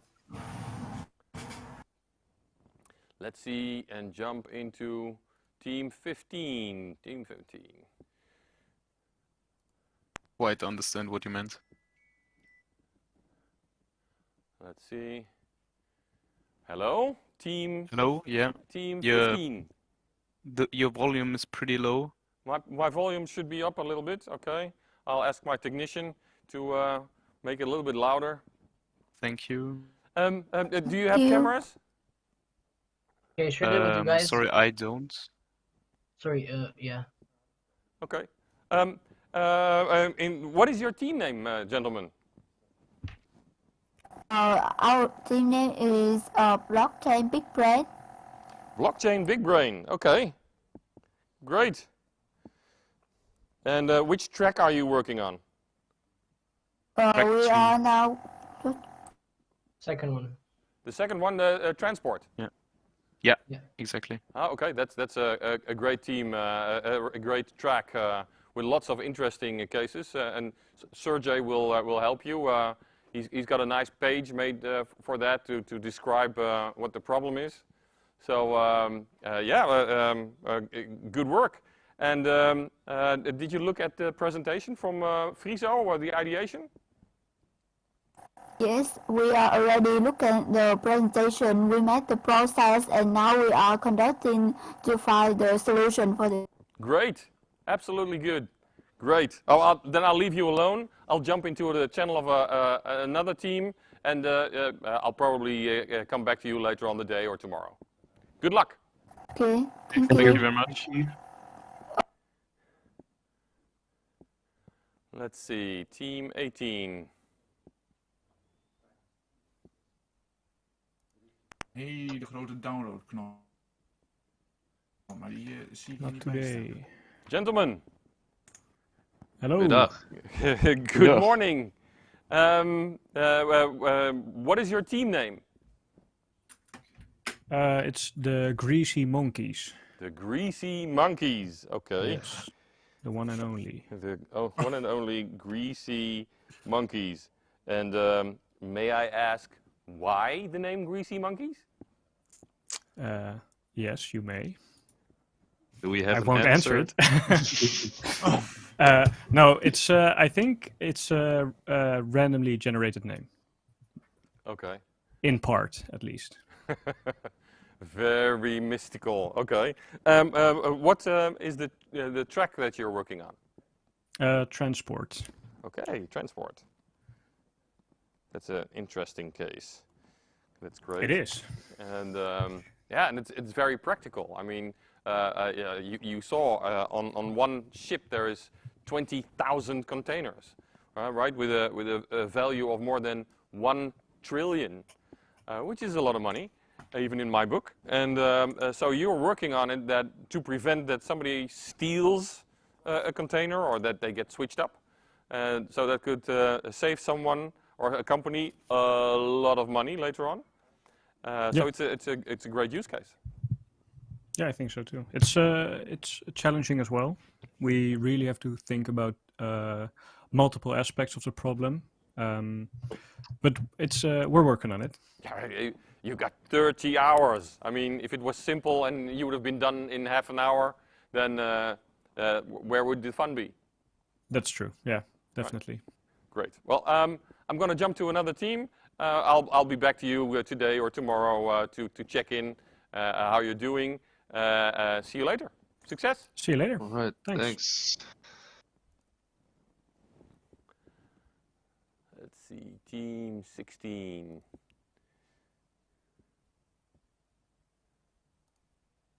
Read it through. Can you send me your email? My email is in the Team 16 chat. Okay. Hello, Team 16. Hello. Can you hear me? Hi. Yeah. Oh, yeah, we can. Great, great. Do you have a camera so I can talk to you? Yeah, sure. That would be great. Yes. Hey. So great, great having you guys. What is your team name? It's Voltic. Yeah. Voltic. Team 17 is, what was your name? Can you repeat? Sorry, we are team 16, not 17. Oh, team, you're right, absolutely right. 16. Team 16. Voltic, I'll send it to the chat. Okay, I'll look it up right away. And on which track are you guys in? In track 3. Okay, the e-voting. Yeah, the e-voting. Oh, that's probably one of the best in my book, because it's big. It's the elections are the Olympic game of blockchain. I mean, you want to do something on a public mainnet where the whole world can see, but they cannot manipulate the elections, right? And they because you can imagine that if someone organizes a national election and, for instance, Mr. Putin from his chair could very simply manipulate the outcome, yeah, that would be very high stakes. A complete government of a country would be influenced by that. So it's a very important thing you're doing. So how are you going to do that to make it end-to-end verifiable and to prevent people of selling their votes, or even, right? There's this thing on the blockchain where it's immutable. Now, if you vote, you could not change it. Now, what if I would go to your house and say, okay, you're going to vote for me now, and it would be immutable, so you cannot change it after I leave. So that's a big thing. I hope you're being creative in solving that. Yeah, it is. Yeah. I think but okay, and you're from, let me see, team 16. Are you from Saxion? Yeah. Yes. Yes. Great. A Dutch team. We are like Actually, we are international. Oh, yeah, international. There are a lot of international students at the blockchain. Great, great. And where are you from in the world? Ukraine. Latvia. Okay. Vietnam. Great. I'm Dutch. Yeah. So there's one Dutchie in the team, and the rest is international. Great. Yep. Yes. Great that you're doing this this minor, was it, or is it a major here in Holland? It's bachelor for me and for us always. Okay. Yeah. Yes, this is a extra track we follow. Oh, okay. Good. Well, that's even more remarkable, and because blockchain is not the simplest thing to study, right? You really have to make some giant leaps to go from thinking central to thinking decentralized, right? But as soon as you grasp the idea, it becomes a little bit easier. I've been teaching blockchain here at our university myself, so I see a lot of people.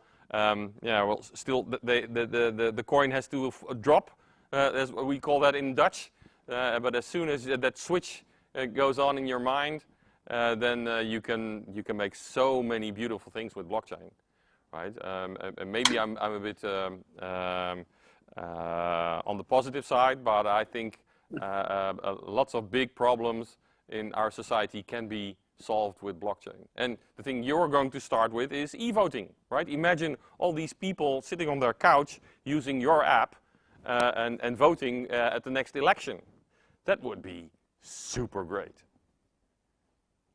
Right? All these people who have problems with voting now, all right? People with disabilities that cannot go to a polling station at the moment, but when they have your app, they can.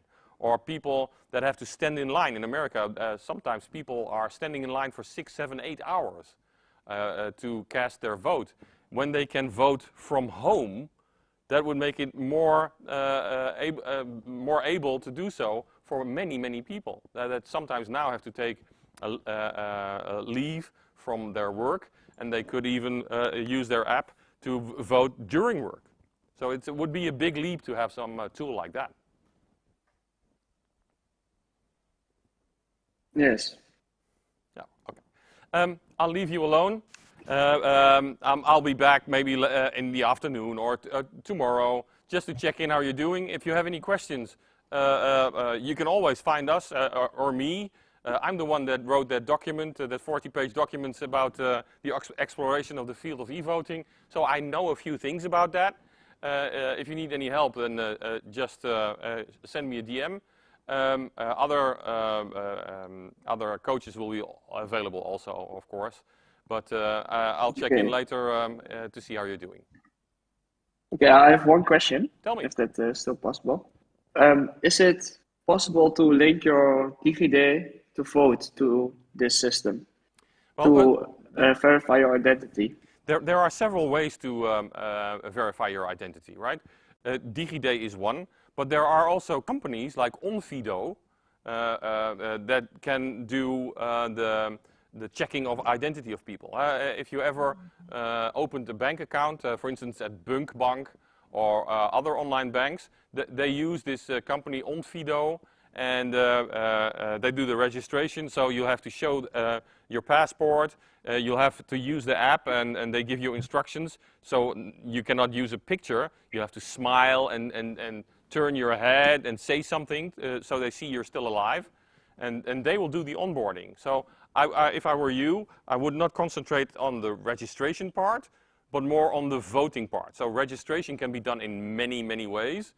DigiID, ADIN with banks, Onfido, and all kinds of other companies. But then, now I know you are you, how you are going to vote. Okay. Okay. Yeah, does that help? Yes, that's helpful. If you need any other information, you know how to find me. Yeah. Yes. Great. Thank you. Okay. Thank you. Bye-bye. Let's see who is next. I'll jump into Team 18, I think. Team 18.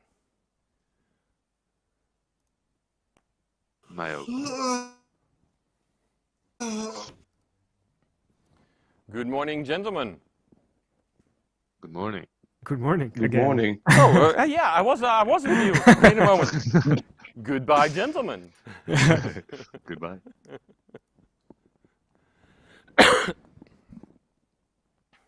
Let's see.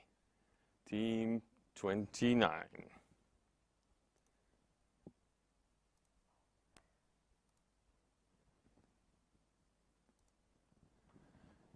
Good morning. Is anybody who can hear me from Team 29? Hello. Hello. Good morning. Ja, ik hoorde niet. You cannot hear me? Hello, hello? Ja, I can hear you. Ik kan u horen. Great. Hi, is your team available? Do you have cameras? Can you switch them on so we can talk a little?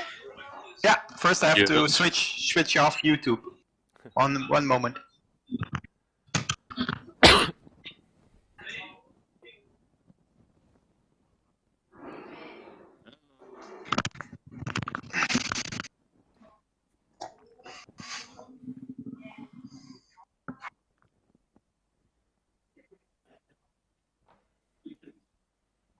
Ah, there you are.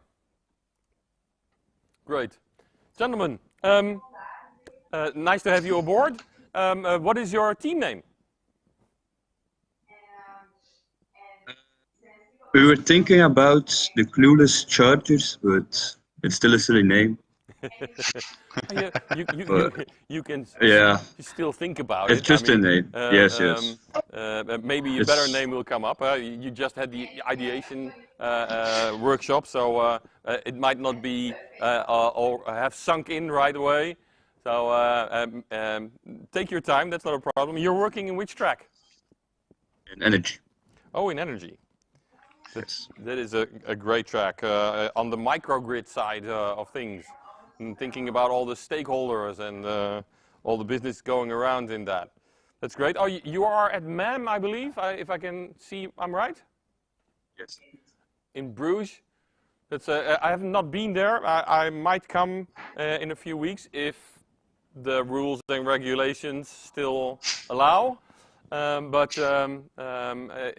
saw the pictures and it looks amazing. So I think you're very lucky to be able to work there. The energy track, so you're going to use the energy web token and the energy web protocol for solving your problem? We still need to figure out what we will use. So we first started with a concept page with some ideas we all put together, but right now we don't know exactly what we will do. Okay, well, but I think we still got some time. Yeah, it's still the start. Yes. Don't think you still have a lot of time, right? Because from experience, I know at the start people think, oh, we have enough time, right? So, and then we go into the afternoon. The 2 o'clock are the pre-pitches. Then people start to panic a little bit, right? Because 2 o'clock we have to show something we made, and we have to come up with some real ideas.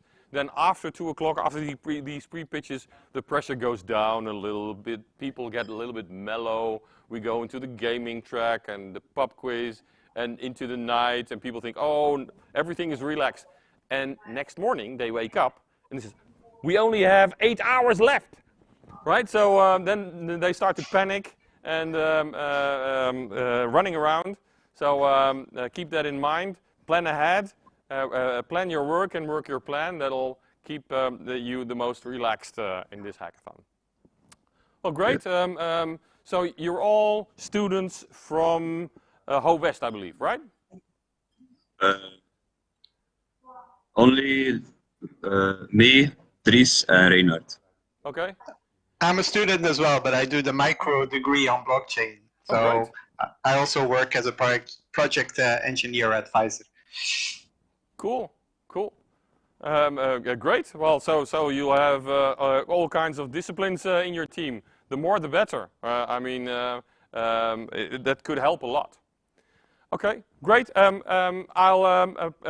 going to jump to another team now. I might check in later on today or tomorrow just to see how you're doing. And if you have any questions, you know where to find me. Okay. Okay. Thank you. Thanks. Thanks.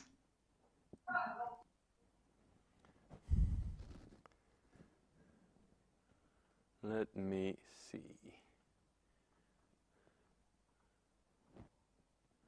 How are we doing in time?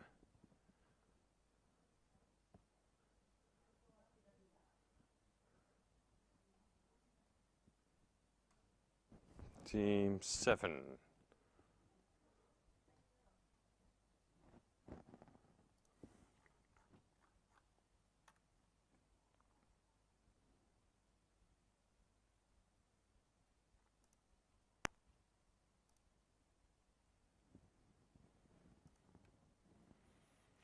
Hello, Team 7. Is there anybody present? Calling Team 7. Hello? Hello. Can you hear us? Yeah, I can hear you now. Okay. You are Team 7. Yes, we are. Have you already decided on a real team name? Because Team 7 is a bit dull. Okay. Just a second, please. Yeah, 1 second, please. We're having some technical difficulties. I'll be here. Please have me. Yeah. Okay. Normally, everything should be there you are. Yeah. Hello. Hi. Hello. Team 7. Oh, you are at MEM. Yeah, we are. Great location. I'm really envious because I'm here in the studio talking to a screen and you are all there and working together. Memories. Yeah, the atmosphere is amazing here. It's really fun. Great. Talking to some people that we haven't seen in a while. So yeah, and a lot of coaches and people that can help you. So that's a real big advantage. Have you decided on a team name yet? We aren't really the most creative group, so we thought just of the team name Not Found. Not found. 404. Not found. Yeah, basically. Team not found. Team not found. Okay. Yeah, no problem. I mean, you can take anything you like. In which track are you working? We're on track 1, the energy track. Oh, the energy track. Working Yeah. on microgrids. Yeah. And solving the problem around microgrids.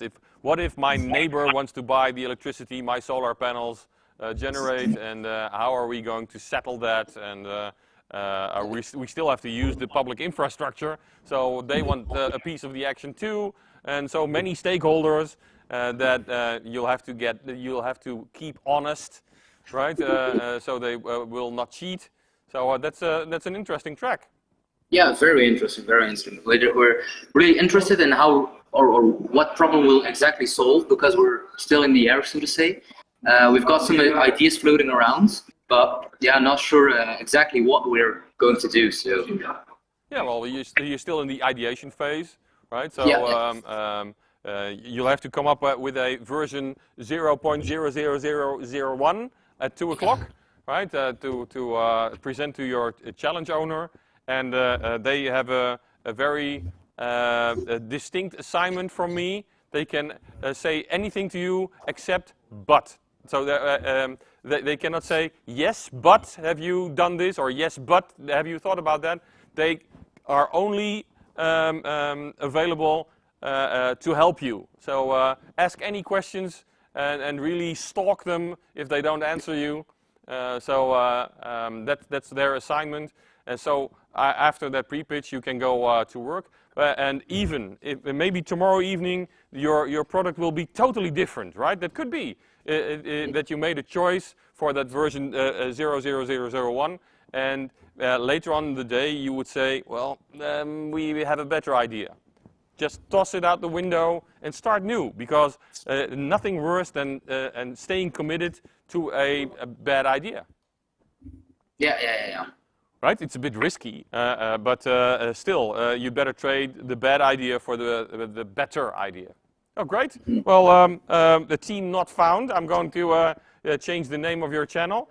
I might check in later today or tomorrow how you're doing, to see how you're doing. And I wish you good luck and success. Thank you very much. Goodbye. Bye.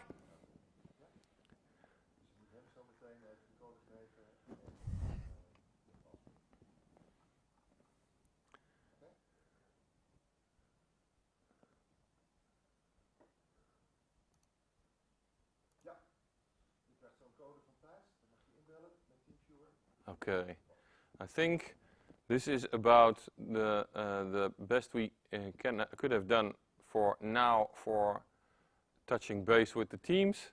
And so we're going to pause the live stream, and we'll be back later on at, I believe, 1 o'clock with the Blingathon behind the scenes, where we have an interview with EnergyWeb, the token project, and the city of Groningen.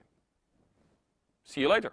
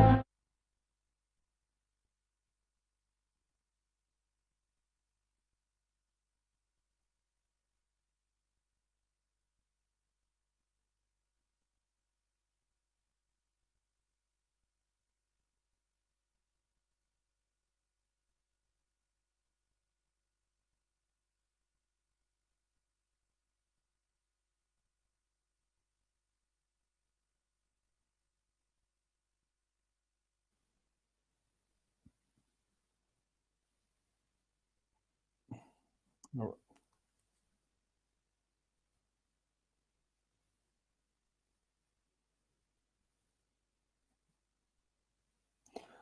Thank you, Audrey. So my name is Adnan Imeri. I am a technical lead in InfraChain. I hold a PhD degree in computer sciences, and I am involved in a token project as a work package leader from the InfraChain representatives on this project. Yeah, token project is a Horizon project which has been started in January 2020, and the token stands for the transformative impact of distributed technology in the public services. So yes, correctly spelled public services, and the idea is to use distributed ledger technology to experiment and to provide facilities on the public services. So in one sense, we have a public services. In the other sense, we intend to use distributed ledger technology in order to increase trustworthiness, transparency, and privacy and efficiency in these public services.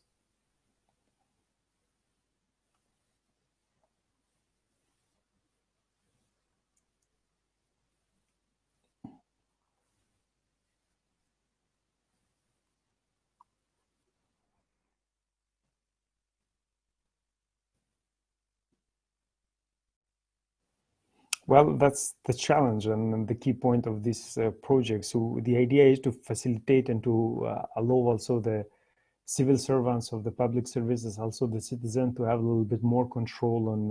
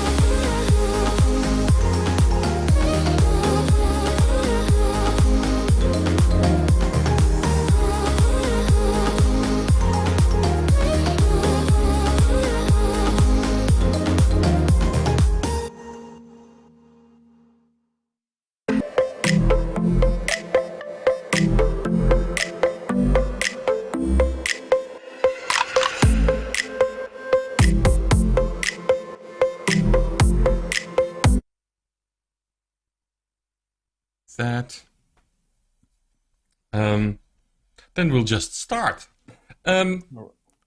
For the segment behind the scenes, I have here Adnan. Adnan, please introduce yourself. Thank you, Adri. So my name is Adnan Imeri. I am a technical lead in InfraChain. I hold a PhD degree in computer sciences, and I am involved in a token project as a work package leader from the InfraChain representatives on this project. Great. Can you tell a little bit more about the token project? Yeah, token project is a Horizon project which has been started in January 2020, and the token stands for the transformative impact of distributed technology in the public services. So yes, correctly spelled, public services, and the idea is to use distributed ledger technology to experiment and to provide facilities on the public services. So in one sense, we have a public services. In the other sense, we intend to use distributed ledger technology in order to increase trustworthiness, transparency, and privacy and efficiency in these public services. Okay, and public services and distributed, decentralized ledgers. That seems to be a little bit of a, let's say, a heavy topic because public services are mostly centralized. How do you think you are going to achieve this? Well, that's the challenge and the key point of this project. So the idea is to facilitate and to allow also the civil servants of the public services, also the citizen, to have a little bit more control on over the activities they do on the public services. The idea is by designing distributed ledger services, in a sense that we design and develop a plug and play services, which are open source components, and they indeed, the platform of token allow the others, and the others meaning that the department of department of different early adopters to adapt specific services which are related to the public services.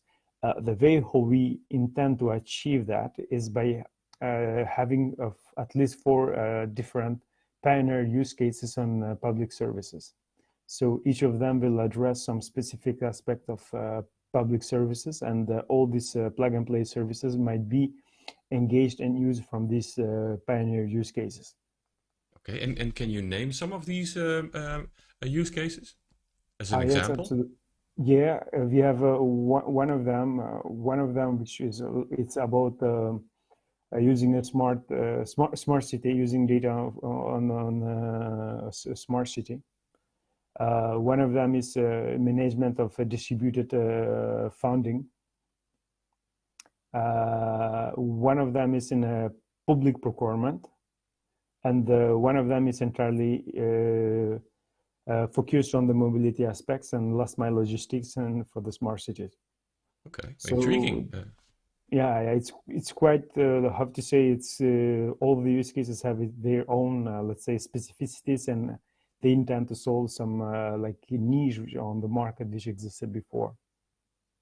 Great. And in the token project, there are international partners all over Europe? Yes, absolutely. We are 11 partners on this project, and there are extremely distributed all around Europe. So I might mention some of them. There are from Germany, Spain, Belgium, Greece, Poland. So just some of them, from Luxembourg also. Yeah. Great. Just like our hackathon, from all over Europe. Absolutely, yeah. Right, and even the use case you're bringing to track number 4, secure and verifiable delivery of electronic documents and messages. I know it by heart. That's one of the use cases also in the token project. Yes, absolutely. That's also extension of what we have, or let's say adaptation of what we have in token, because in token we have a little bit much more than what we have proposed to the hackathon.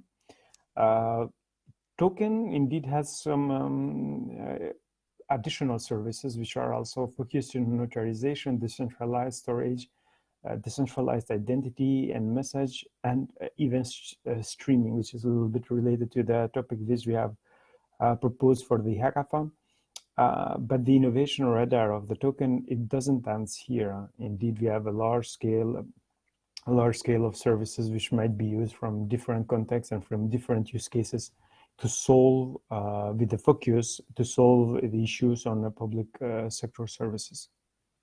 Okay, so the whole token project is one big hackathon. I would say, yeah, definitely a big hackathon, while it's not limited to what we have proposed as a, let's say, as a, even the pioneer use case, or which we have currently today under the development, are not the limit of the token. So the idea of the token goes a little bit beyond the current use case which we have, but as a starting point, we needed to have some use cases which would allow us to engage some early adopters. But the token intends to go beyond this, what we have today. And this is how it is set up. Yeah, that's a big plus, but also a big minus, right? Because when you have such a big project, everybody tends to look at it and think, oh, that's beautiful, but where to begin, right? So you're looking for a few pilot programs and to get some successes from that and then roll the rest out. Yes, but well, as it is, let's say, on a large scale, and we have a diverse public services in different countries, so they are not have to stay similar to each other at certain level. So the idea was to give a little bit more chance to explore for them and to adapt what they need indeed, because we would not be able to, let's say, do state-of-the-art status for any local use case. So the idea is to have something like a little bit general, and then each of the early adopters might adapt token services to serve for them. Right. And Daniel Dussault, who is also involved in this hackathon, mentioned something about EPSI. How does Token Project interface with EPSI, or is it something similar but not connected, or to the European blockchain service? Well, it is. I would say it has some, at certain cases, it has some similarity, but it's not like overlapping the services, because we know the use cases of EPSI already, while the use cases of the token are a little bit more different, in the sense that we have a set of plug and play services, and they can be adapted for different contexts. So there are some similarities, but not like overlapping everything. So maybe the most similarity aspects are on self-sovereign identity. So they have this, let's say, the most eminent use case. So, but we have a different use cases and different innovation radars on token. Yeah, everybody starts with self-sovereign identity because you need that as a platform to do a lot of other things. Absolutely. This token project, you said it started in 2020, and it is going on for how long? Up to the end of 2022. Yeah, this is the schedule, because it's a 3-year project, and now we are a little bit more than we have passed the, let's say, mid-term of the project, so we are continuing to develop and to improve the token services. Oh, great. Well, there are 8 teams working in your track number 4. So I'll hope that there are some enlightened people will develop something that you can use. Absolutely. And we'll see at the end. You're also a jury member, so you'll have the first insights, and you'll be able to ask the teams some questions about that. And we'll see that on Sunday evening. Well, that's great to hear, because one of the reasons to have this token integrated to your hackathon is that to see how the people will use the token services and what they would propose beyond what we have today as a services. So the idea is that if they find it a little bit, if they find it innovative, we would really like to know what is the use case behind this innovativeness. So it's for us, let's consider it like a dual win. We will give to them some additional advantages on a distributed ledger, And in same time, we will be able to judge the innovativeness aspects and how the possible token services might be used on the future. Yeah, absolutely. I'm very curious what they will find, and we will see tomorrow evening. Okay, then that's what we have for this behind the scenes, and I'll see you at the jury table. Thank you very much. Yeah, pleasure.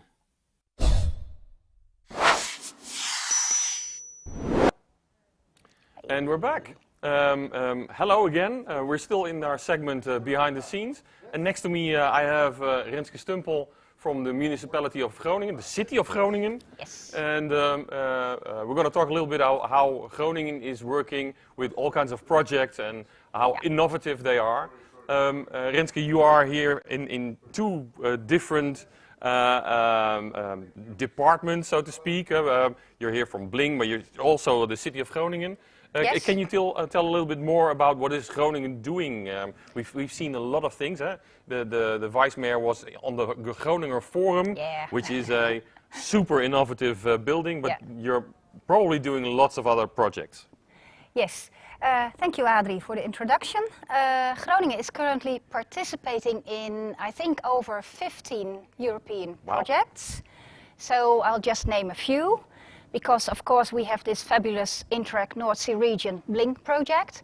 But, on the other hand, we do have horizon projects, like the food trails, which is about a systemic food change in the city of Groningen.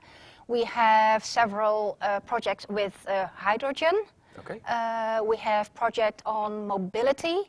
So it's really what we're trying to do in the city of Groningen is to align the ambitions of the city to European funding. Okay. And we try to do that to our best, so we get the utmost of the knowledge of all the people and cities and good experts in Europe to align them with our own policy goals. That's really one of the things I think Groningen is doing quite well, I think. Great. And I'm currently involved in two projects myself. And I think later this month, let's hope it can go through with all the COVID measures, we will be joining the annual conference in the beautiful city of Bruges, Belgium, where we will be scouting new projects in the North Sea region area, in the program, North Sea region program. Wow. So that's a little bit about Groningen, Adri. So Groningen is really pushing the boundaries on several occasions. Yes, we try to. As I said, we try to align our policy fields, our ambitions with European knowledge. That's basically why. Yeah. Often people say it's about money, but I don't think personally the money is the biggest issue with the European project. The issue is to get the knowledge from others and cooperate, share work, share knowledge, and get further together than you would do on your own. That's my ambition, at least in my project. So I'm very honored to be working with the fabulous partners in the Bling project, because I think we're doing a great job, and let's see what we do today and tomorrow, and maybe we can be building on the solutions they come up with. Who knows? I mean, there are lots of teams working on these challenges, and let's hope there are maybe one or two teams that come up with a good solution. Maybe we can even combine them, right? To find even an even better solution. Yeah. So that's the challenge, and we'll know in 27 hours, right? Yes. So we'll see. You're also in another project, Food Trails, you talked about. Can you tell a little bit more about that? Yeah, Food Trails is a Horizon 2020 project, and it's about systemic food change in cities. The idea of the project is that we have 11 cities in Europe. They are currently in the Food Trails project, and cities are are very important in the whole food system. The whole aim is to eat more healthy food, and to be more producing food more in a durable way and a healthy way. So that's what this project is aiming at. So we've got 11 cities trying to get all their best ways. What does work? And what does work in one city doesn't necessarily need to work in another city. So we really look into the context of it all and try to find out and to come up with the best solutions. And a lot of exchange of knowledge, of course. I think also here the exchange of knowledge and the expertise others have already been through, that's the exciting part of this European working. Yeah, I can understand. And there might even be a crossover from one project to the other. Who knows? There might be a possibility to use blockchain in food trails or the other way around. I'm very intrigued. Yeah. There are different cities working in these projects. Can you name a few who are in food trails? I can name Birmingham, Copenhagen, Warsaw, Thessaloniki, Funchal even. Wow. Well, that's on Madeira, I didn't know, but it's on Madeira. So, well, there's a lot of cities really, and they're not, and all have their different things, so you can learn a lot. Yeah. And it's not so much different from the Bling project, I think, because we also learn a lot from what other cities are doing. And it can also be you learn from how policies work or how real solutions work, or and you can learn, of course, as well from the knowledge partners in projects. They are important as well because they are able to get the knowledge out of the practical work and bring it a step further in amazing publications and everything. So that's, well, you know, I like European projects, Adri, that's the basic thing. Yeah, but I can imagine that food is more of a cultural thing than blockchain, right? It's more technological, and food, the food is emotion. Also, right? Yes. So it has to do with all kinds of people in all kinds of classes. So it's a very broad spectrum, I think. It's definitely very broad, and that's why you can, well, you can do a lot basically. But I think the most important point is with the food issue is that everyone needs to have access to healthy and durable food, and that's one of the goals in the project. Yeah. But it's a large area, you're right. Yeah, but it starts at schools, at informing children about food. I was always intrigued because, of course, I'm a tech nerd and I can hardly cook an egg. But nobody at school gave any attention to it to teach children how to cook and how to eat. I mean, if you're from a family that doesn't have very good food habits, then that will haunt you the rest of your life. Yeah, I think these food habits, like what you are used to, what you've learned, that's the most difficult to tackle really in cities, because and it has to do with income, I think, as well, and of course with what is on offer in the shops, which is often the stuff that's not too healthy. So. There's a lot of issues and a lot of problems to tackle. So we've got 2 years in the Living Lab in Groningen where we'll try to solve, hopefully, some of these issues. Let's see where we get. Oh, but compared to that, blockchain is easy. Yeah. I mean, blockchain is a point of getting the right people in the room and educating a few students, and there we go. But food has so many aspects. And a complete history. The blockchain is only 10 years old, right? But food is a few thousand years of culture. Yes. That's great. Well, I'm very glad Groningen does so much to push the boundaries of innovation and working together. It gave a little bit of an insight. The other insight we had was in the forum, of course. I talked about that, where we recorded the movie with the vice mayor. And it's a very impressive building. And very, very nice to see, but also the library, the stations where students can sit and watch virtual reality and the cinema, etc. It's amazing. So people should come to Groningen when it's possible again. Yes. Come to Groningen, come to the forum, and see what is going on in Groningen. Yes. Well, great. Thank you. That's a good one. For the interview. It's nice to see what Groningen is doing. You're welcome. Thank you, Adri. And we go to pauzescherm.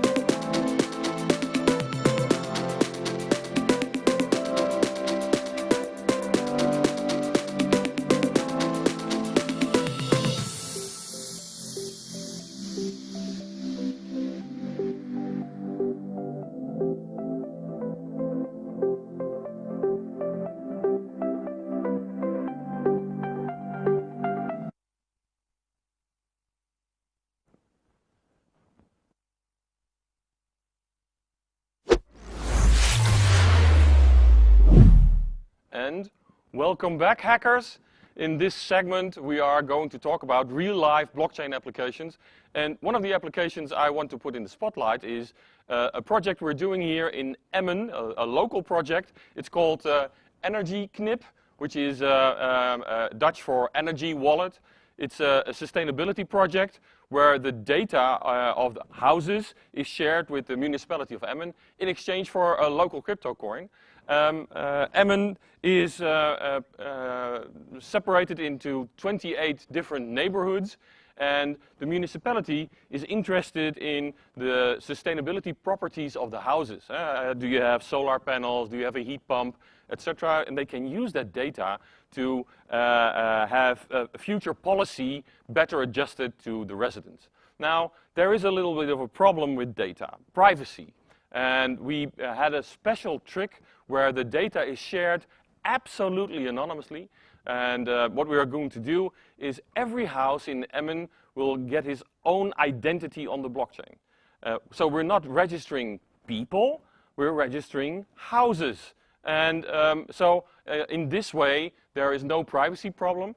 There are people living in those houses, but they're only temporarily there, right? These people will sell their house, will move away, but the house will stay there, and the solar panels will stay on the roof.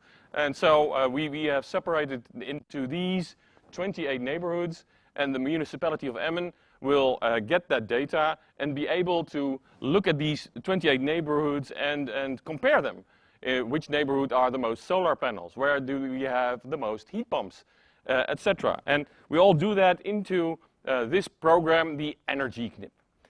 The Energy Knip is a wallet for the residents living in the houses. So it's very simple. People are used to giving away their data to Mr. Zuckerberg, and Mr. Zuckerberg is selling that data and getting rich.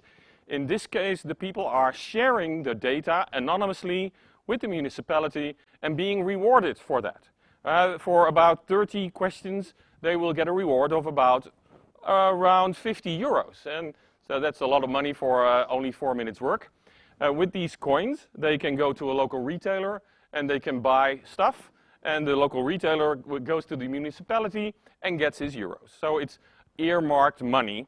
It's a very innovative way to work like this. Not many municipalities do that. And with me this afternoon is the Vice Mayor of Emmen, Mr. Guido Rink. Please, Mr. Rink, happy to have you here. Thank you for inviting me. Yes.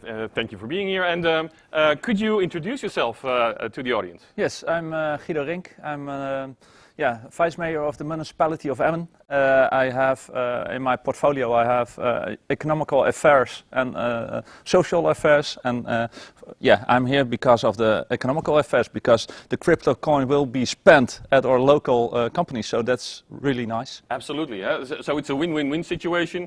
A win for the municipality because they get data, a win for the residents because they get 50 euros, and a win for the local retailers because they get the revenue of this money that is spent by the municipality, and they get their euros from the municipality itself. Emmen is a very innovative municipality. I know yourself, you are in, if I'm correct, the Committee for Artificial Intelligence in Brussels? I'm a member of the Committee of the Regions, and that's like an advisory board for the European Commission. And they are, at the moment, they are debating on the AI Act. And as a member of the Committee of the Regions, I may advise the European Commission about the local authorities, how we look at the AI Act. So that's really nice, and that's why, it's really nice to see this project also. It's very innovative also, and on the forefront, on the edge of innovation, so to speak. There is a lot of things going on here in Emmen, and a local crypto coin. And a local crypto coin might seem a little bit Bitcoin-ish. Let's stay away from that.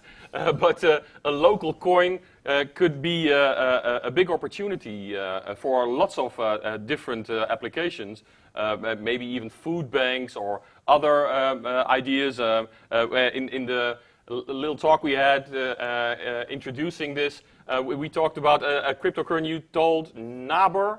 Yes, naberschap is a Dutch, it's a local phrase for taking care of each other. Okay. And when you, naber, this naber is neighbor, and take care of your neighbors. So when you do something for someone else, maybe you can get rewarded by a coin. And I think this is a good startup to go there. And this would fit. This would fit, yes. Yeah, yes. And I don't think that many people know Emmen like we do. So maybe we could introduce them a little bit. Emmen is how big, approximately? How many citizens? Like 108,000 inhabitants, citizens, and we have about 8,000 companies located. Yeah, wow. 7,800, so almost 8,000. It's easier to say. It's great.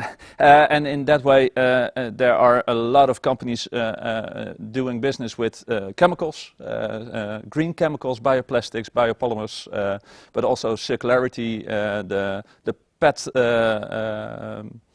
bottles from yes. Coca-Cola, we make them recyclable, and that's what's happening here. But also a lot of biodegradable products, materials, bio-based materials, and yeah, we have a bridge of bio-based material in our own zoo. We have the largest zoo in the northern of Netherlands, so that's one bridge. It's bio-based material, so it's really cool to see that happening in Emmen. That's also on the forefront. Also a little bit of an experiment with the largest bridge. We can be, as a local government, we can be a launching customer, and when you do that, you can innovate and you can try and trial and error. And most of the times we are better safe than sorry, but sometimes you have to try something, and of course you have to make up your mind if it's right to do, or but you can be a launching customer in many ways, and for innovative companies, that's the best thing to do as a local government. Learning by doing. Yes. Right. And, yes. Lots of companies here in Emmen are on the forefront, are innovative. We had Bluetooth was invented here. Yes, Bluetooth is invented here, and Sony Ericsson had his office here, his company, and at the site Bluetooth was discovered. Yeah. But also Ben Veringa, the last Nobel Prize winner on. I don't know the physics. Yeah, physics. Yes, he is also from Emmen, so we are innovative. Yes. World famous in Holland. Yes, world famous in local Holland. Yes, yes, yes. Oh, great! I think Emmen is doing a very good job, and now it's not only known for its famous zoo and its famous theater, but also for its local coin that is coming, the Energy Knip. And I hope we are going to succeed with that. 48,700 houses will be registered on the blockchain. They will all get a wallet with crypto coins, and we'll see how that goes on. Thank you, Guido. Thank you very much, and good luck all you over there, and make it happen. They will be hacking until tomorrow 4 o'clock, and then they have been working for 30 hours in one piece. Yes. So we'll have very small eyes. If you don't mind, I'll get some sleep in between. Yeah, I'll call you when we're done. Yeah, okay. Thank you very much. Thank you. Okay, I'll explain a little bit more about the Energy Knip, and it works like this. So there's this app which you see on the screen here, and it has a few buttons on it, but it works like this. There's the municipality of Emmen. Gemeente Emmen is what it's called. There are the houses that are registered on the blockchain, and these houses have their own ID, and they share the data with the municipality of Emmen. The sharing of the data is getting rewarded by the municipality. They will get coins, and these coins they can exchange at retailers. The retailers accept these coins, and they will send these coins to the municipality, right? And because they send these coins to the municipality, they will be rewarded in euros. So this is the virtual world. This is all based on IOTA, and in a few moments we will speak to one of the board members of IOTA, and you will see this is all feeless. One other trick is, a special thing I will mention in a few minutes, is that IOTA uses very little energy. So this circle is completely in tokens, completely in crypto coins. It doesn't cost anything. The only thing is that when people buy stuff at these local retailers, they the transactions, let's say 10 people buy something at a shop called Gamma. All these 10 transactions are being paid out at once a day by the municipality. And so the municipality only pays bank fees for one transaction, 11 cents. So it's super efficient, not only in energy, but also in costs. It's a real life blockchain application which is being implemented here, which has many more applications. We talked about the knobber, which is an idea invented 5 minutes ago here, and but there's also an idea about helping people who are dependent on food banks and etc. with this kind of crypto coins.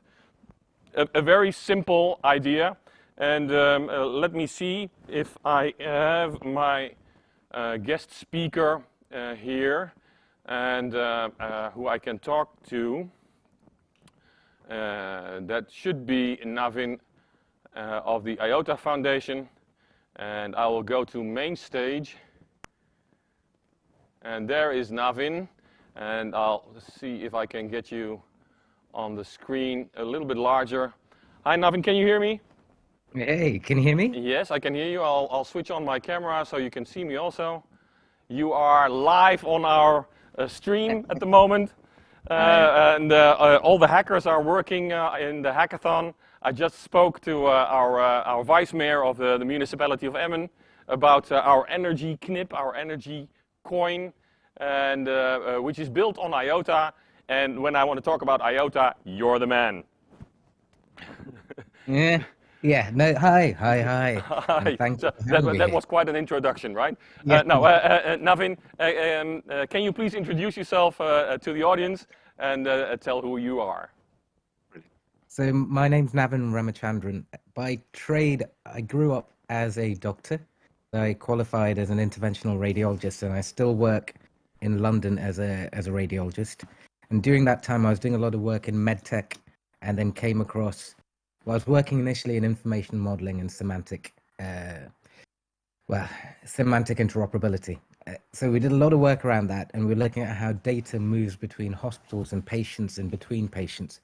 And then once we got on top of that, and that's a very difficult problem to solve anyway, but one of the things we came across was how do you make sure that you look after the data, make sure it's not attacked, like a man-in-the-middle attack between the sender and the receiver. So I started looking at blockchain probably about 2015, 2016, at Ethereum mainly because of the programmability of it. The issue though was the 7 TPS and the increasing transaction fees. So I started looking at IOTA around 2016, started doing a few experiments and a few research papers on it, ended up joining the foundation as the health advisor, and then took a bigger role within the foundation, within the engineering department, and over time got more and more involved, and then joined the board of directors about a year and a bit ago, and now I'm the deputy chairman of the board. So it's come on a bit, and it's a slightly different tangential approach. And the reason I was never massively into the tokenomics of it, it was much more into the data aspect and how it can help to solve real problems. So at the moment right now, I'm involved in the all-party parliamentary group of the UK Parliament, looking at blockchain use cases in government there too. So this hackathon is very pertinent to the stuff I do. Yeah, I feel what you mean. I mean, we've been engaged in blockchain for public services, and I see that there are some hurdles to take when you use blockchain for public services, and people are not used to think decentralized. I mean, the government is the most centralized thing in the world, so to speak, and for them to think in a decentralized way is, I won't say impossible, but nearly impossible. You have to have a very good use case to convince them to take that leap for them. And well, with this project we did. So we designed the energy wallet for the municipality of Emmen. And in a number of weeks, 48,700 houses in Emmen will get a QR code that will enable their energy wallet. It's built on IOTA, and there are very good reasons why we did, because the energy efficiency, right? If you would do this on Ethereum or any other protocol, then, well, using that in a sustainability project is a little bit controversial, at least. So we used IOTA. Can you tell us a little bit about IOTA? Yeah, it's a complicated topic, mainly because there's been a bit of a checkered past as well. But I think we'll talk about how it started and how it's progressed. So I think the IOTA Foundation and the IOTA project overall tried to do things differently. So coming at it, it looked at the current situation, which was very much around how do you protect the network? And the best way to do that at that point was thought to be, okay, let's have people validating the transactions. Those are the miners. And then you have to give them a reward, which is the stake reward and results and fees. So that's a good security model to start with. The problem is it doesn't scale very well. So there's two issues with it. First, you have to give a reward within a limited resource. And once that bandwidth starts clogging up, the fees start going up. And we've seen that in lots of blockchains. So that's one issue. The whole model works on only one person writing as well. So there's a single point of writing, and then you get a serial execution, one after the other, which means everything else in computing you're trying to do in a parallel fashion. And this paradigm means you can only do it in a serial fashion. Now you can try and get around that by using level 2 solutions. So that's great, and you will get a degree of scaling, but then you get a trust problem between what happens on level 1 and level 2. And there's different ways to approach that. IOTA tried to solve that by saying, okay, what if you didn't have a single miner doing this, but instead you had everyone trying to interact in the network takes part in the validation. So you say lots of people can directly write to the blockchain, and so you can put things on the ledger in parallel, and then you can scale up the execution. And by doing that as well, you take away the reward aspect, and you say, okay, instead of a reward for the act of putting something on the blockchain, on the ledger, you now have to validate 2 other transactions. So as more people try and put more transactions on, you also increase the amount of validation without a fee. So that's the approach it took. That means no fees and more parallel execution. In the past, we played around with ternary and quantum signatures. And at that point, we thought, okay, this could be something good, but actually in reality, getting feedback from the industry partners, it adds so much complexity and it makes the code so much harder to audit that we moved away from the ternary aspect. In terms of the quantum robustness, although that's a really good thing to do, it meant that we couldn't reuse signatures, and actually the size of the signatures was quite big. So we ended up moving away from that for the time being. Oh, I think I'll mute the next speaker like this. Yes. But so what we've done is put that to the side, and we've moved to very standard signature schemes. But we're also working with some quantum research groups, and it's very easy to move stuff in. So what we've learned over the last few years is that a basic concept is that we make data a first-class participant. It's not just about tokens, it's about data too. And also we made it so modular that you can swap things in and out. So you can change the consensus reasonably easily. You can start changing rewards if you want. We've introduced a new smart contract platform, which exists at layer 2, but also that can accept multiple virtual machines. And each of them can be swapped in and out. But what we're hoping for is a very flexible solution in the end that can be used in a very public setting or in a permission setting, but still interoperates with the rest. And so I think the narrative is moving towards, and it's a cheesy thing to say, but layer 0. So if we can be the base layer, if the mainnet is the base layer where lots of different virtual machines and lots of different blockchain or other ledgers can interact. That's great. And that's to an extent why we've taken the work with EBSI, so the European Blockchain Services Infrastructure. So that's a project set up by the EU that's looking to set up a core set of services in the EU, things like identity certification, really deep things, but actually that's the key to interoperability. So if you have something like that, which is not controlled by a multinational corporation, in fact, not even controlled by one government, but actually a consortium with some public oversight, so there's nothing being fiddled with. I think that's what we're aiming for. And as you said, governments traditionally tend to be a bit wary of decentralization because governments tend to be centralized.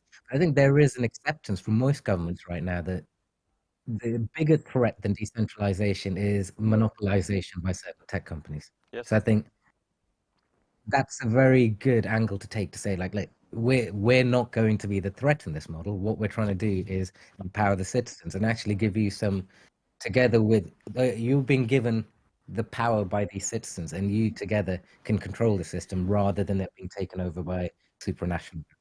Yeah, if you look at it this way, then the whole Libra incident, so to speak, was a wake-up call for many governments, and is positive if you look at what you are developing. It gives you a pathway that now these governments know, well, okay, that way was not the correct way. We're not going for the Mr. Zuckerberg solution and he controlling our money, etc. That might not be such a good idea. Right, and what you're proposing is that you are enabling all these governments to come up with a different solution and empowering the citizens. I think it's awesome, and great thoughts.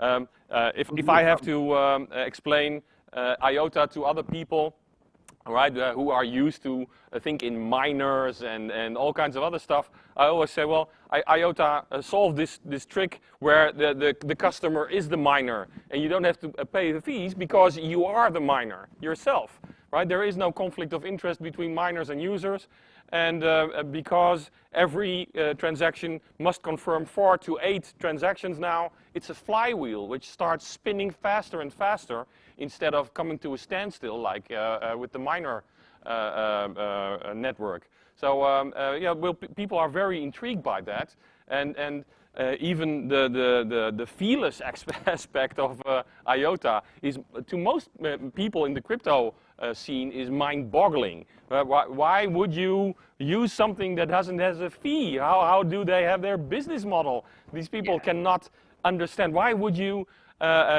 put a server somewhere and help the network for free?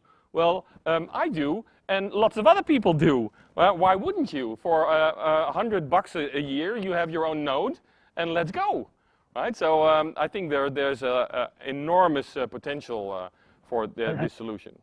To be fair, I think they have a reasonable aspect. So there's one that is their altruism versus a need for profit, and I think some people will always run these nodes, and even Bitcoin nodes, non-mining nodes, people run for altruistic reasons. But businesses that use the network, we think, will definitely run these. Moreover, some people question, like, what is the point in me holding the token or participating in the network if there's no fees or staking to take part? And related to that is there is a limited resource because bandwidth and storage are limited. And I think with the release of the tokenization framework that we've done right now, I think that answers a lot of the questions, because what we've said is that if you want to take some permanent storage on the ledger, then you've got to hold some tokens. You don't have to pay a fee, but you hold some tokens. But that's only if you, as soon as you don't want to hold that storage on the network, you can give them off and sell them. I think what the tokenization framework also does, which is really nice in an example like yours, is to give a multi-ledger asset. So right now you could only, in fact, in the current network, you can only use IOTA to transact. In the future, you have the equivalent of ERC20 tokens, and that you can mint them out of thin air. I could mint a quadrillion new MN tokens if I wanted. Yeah. And that's completely allowed, and they can be sent feelessly. The only thing we say is, okay, the storage space they take, so which is a small amount on the ledger, it just means you need to hold probably one mega IOTA in your wallet, which would be the equivalent of $1 or so. Yeah. As long as the users hold that. So if there's only one user, they can hold all quadrillion tokens on their wallet with that one MI. But if, as you spread it around, if everyone else holds one MI, then you can transact as much as you want freely. And I think that's a much fairer way to do it. And more importantly, I think when it comes to business, it's much more predictable, because trying to do a business plan based on Ethereum gas fees is, who knows? It's like, what's it going to cost me next year to transact? I don't know. But if I know that if I buy one mega IOTA a $1 now, and every user here has that, that's the fixed cost, and it's done. And from that point on, there are no extra costs. So there are no ongoing. There's initial capital, but no ongoing costs. Oh, of course. So I Well, think that's in the case of Emmen, they would have to invest 50,000 euros, right, to give every house in Emmen its own wallet, and then we could transact. Or 50,000. And that's probably too much as well. We've just picked one mega IOTA as the cleanest number now, but we're going to be thinking about that for the next few months, and actually it could come down to 10 cents. Yeah. I think we just need to get the right thing. So the first thing that's come out is the proposals. We're coding it now. We're putting it on the testnet soon, hopefully, and then we figure out how it would work in real life, because you never can make that decision. We're a bunch of geeks living in a lab. So, do you know what I mean? So I think the only way it works is you get it there, you get it used, you get the feedback, and then you decide what to do. Yeah. Well, in this case, we are using IOTA on a private tangle, and we're rolling this out to nearly 50,000 houses in a few weeks. And then we're going to see. Of course, it's a little bit of an experiment also, because you never know how these people, these 50,000 houses, are going to react to an app with a QR code that has coins on it, right? So we're going to see. We're going to get a lot of knowledge and a lot of experience, and we're going to see. But there are lots of applications what we can do as a next step, because the municipality of Emmen is also very interested in the coming steps. So we're going to keep you posted how that is going. And well, thank you for being here, taking time. And I'm going to switch back and give a little bit more of a presentation before Energy Web comes on. Thank you very much, Nevin. Thank you very much. You too. Then I'm going to switch here and to finish my story about the Emmen coin. Here I got a comparison, right, for one Bitcoin transaction costs as much as 22.4 days of average electricity use of an average house. Ethereum is 42.3 hours, which is a lot less, but still. IOTA uses 3.2 milliseconds, because it only uses a few seconds of electricity of your phone and nothing more. And so everybody can use that for nearly free. And of course, in the sustainability project, you cannot have miners using up a lot of electricity. So this is mandatory if you want to do something about sustainability. Okay, that was Navin Ramachandran from IOTA. I can talk about this project for hours. I won't. I'm sorry. I don't know what I can do to make an appointment with you, or we'll post it on our YouTube channel. That is probably the best thing, the YouTube channel of Blockchain Lab Drenthe. Many of you know where to find that. Okay, that was for the segment of the Energy Knip. Now I'm going to switch back to Discord, and we'll talk to our next speaker, which is here. Let me go and put you as big on the screen as I can. Mr. Roon, can you hear me? I can hear you, but I cannot hear you. Your microphone is muted. Your microphone is muted. You have to switch on your microphone. Your microphone. This thing. You are muted. I don't know We if can hear you. Yes, I think I hear something. No, not yet. Let me see. I can. That is reassuring. Here, I can my hear you. technology is working. Okay, great. Thank you for being here. As I understand it, you are the person to talk to when it comes to Energy Web. And you have a presentation that we are going to watch. So please introduce yourself, and the floor is yours. Sure. Thank you very much. Thank you for having me and organizing this amazing hackathon. On the ground, we have Bart Coelhos, who I pronounced that wrong, but who is our representative together with Danielle. So if you want to speak to real people on premise, you can. And I'm Dr. Gorb on Discord, so you can ping me and I'll do my best to answer. Anyway, I hope that you can see my presentation. So what Energy Web is all about is to decentralize the energy grid. And what I would like to focus on today is the importance of identity and trust in this decentralized grid. My name is Michael Ron. I'm the Chief Innovation Officer here at Energy Web, and this is what I look like at the photographer. The Energy Web Foundation was brought to life in late 2016 when 100 or so energy companies came together and joined forces with some startups and VCs to, well, bring to life the vision of an energy-focused blockchain system in order to have a decentralized trust layer to work on. And the main reason this is important, and this is even relevant at all, is because the energy world is shifting. We, well, people of my generation at least, have grown up in a system that looked like this. We had utilities that sold energy to their customers. The customer paid for it, and no questions asked because, well, there was no alternative anyway. But we are transitioning to an energy world that looks like this. And in this new decentralized world, you have many energy resources that we call decentralized energy resources for a reason. You have cars that are even the new kind of energy resources, they are mobile.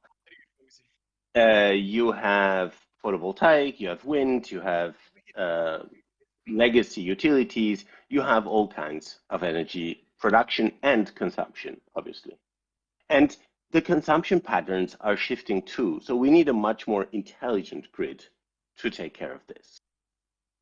On top of this, we see a trend that the prosumer, people like you and me, will invest a lot more money in energy devices in 2030 than even the utilities. And this chart has not been pulled out of my place where the sun don't shine, but comes from the International Agency, Energy Agency and Bloomberg. And they predict that because we buy heat pumps, we buy electric vehicles, we buy photovoltaic installations, we buy stationary batteries, and hence we will invest 3 times more or 2.5 times more than the utilities by 2030. So if we go the road of those who pay should have the say, then we're the ones who should have the say in 10 years from now, which will require a lot of regulatory shift and a lot of laws being changed, but that is a completely different matter. And I hope that as voters, we will actually go this way and vote for people who represent us really in this market and allow us to participate. So from a technology point of view, the Energy Web Foundation's mission is to create a digital infrastructure to decentralize the grid. And that's a mouthful, but it's a big mission too. And what we see is that we need communication, which you can see in the middle here as messaging. We need identification. We need to be able to identify people. We need to be able to identify devices, and they need to get authorization, which is this application registry on top. And obviously, we need trust, and that is what the Energy Web Chain is for. You can anchor trust in other chains as well, but our chain has been built for the energy sector and by the energy sector. And the companies who validate the Energy Web Chain are the companies you trust to keep your lights on, literally. So you usually trust them already. In today's talk, I'll focus on identity, on the identity registry, authentication, and authorization. Let's look a bit what this entails. We really need an identity for everyone. We need identity cards for things, we need identity cards for people, and on these identity cards, we need attributes. We need to know what is the size of the battery of the EV. We need to know what is the power output of this heat pump. And these questions need to be answered in a way that allows a machine to make sense of them. That's a really important point. It's not just having an attribute stored somewhere that you can read as a human. We need a protocol that allows a machine or an application to make sense of it. On top of this, we have many different identity systems. I have listed here just a few.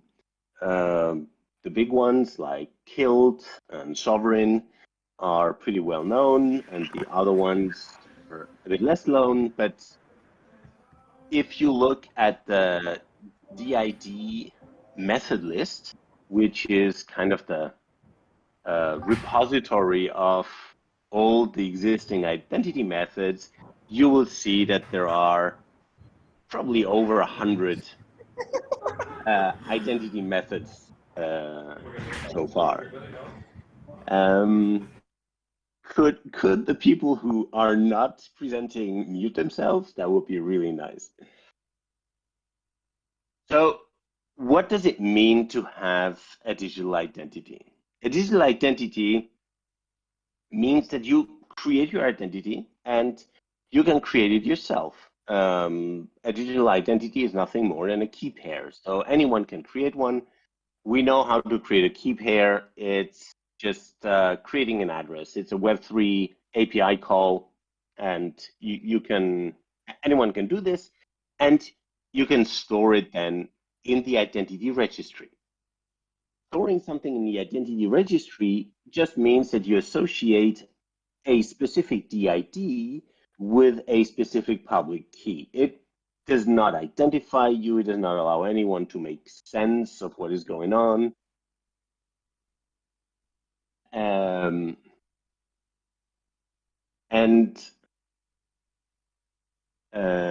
Yeah, sorry, I lost a bit track. Okay, so but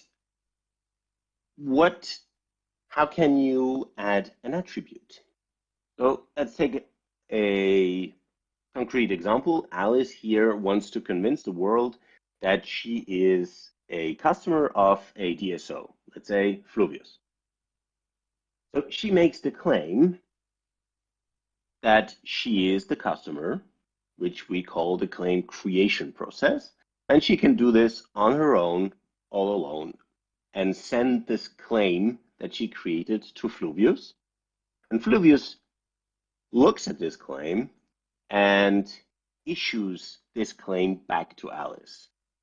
It means that Fluvius agrees that Alice indeed is a customer, and Fluvius, the DSO here in this picture, accepts this claim and puts its signature below it and sends this signed claim back to Alice. Now, Alice has the means to prove that indeed she is a customer because she is the holder of a claim that has been issued by the DSO.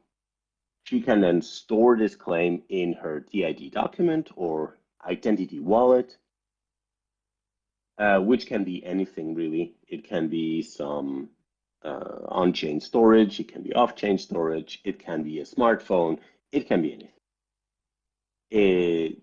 The storage place you choose basically gives you the recoverability parameters of your claims, but it is actually not important where it is stored. The important part here is that the DSO cannot store something in your identity document. The DSO can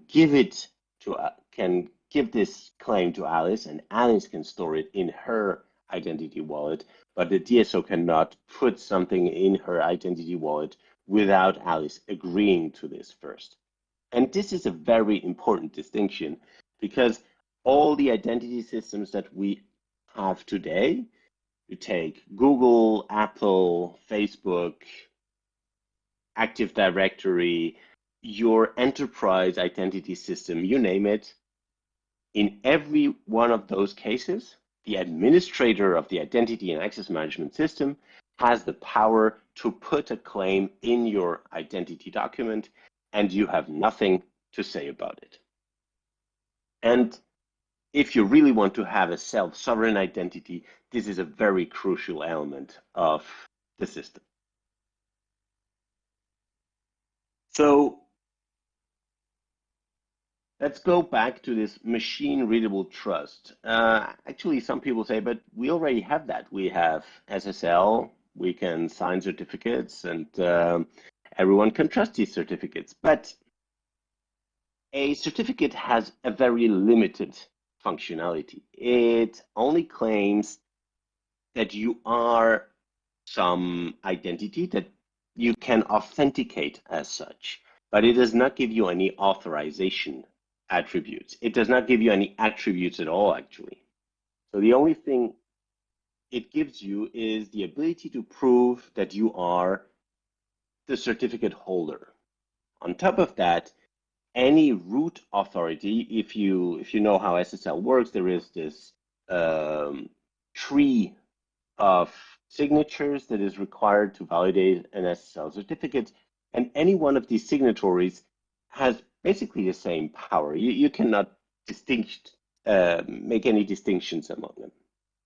But what we need is a system in which we can combine the claims of all the participants in order to give a user or an identity some capability. So let's take a concrete example of an authorization model.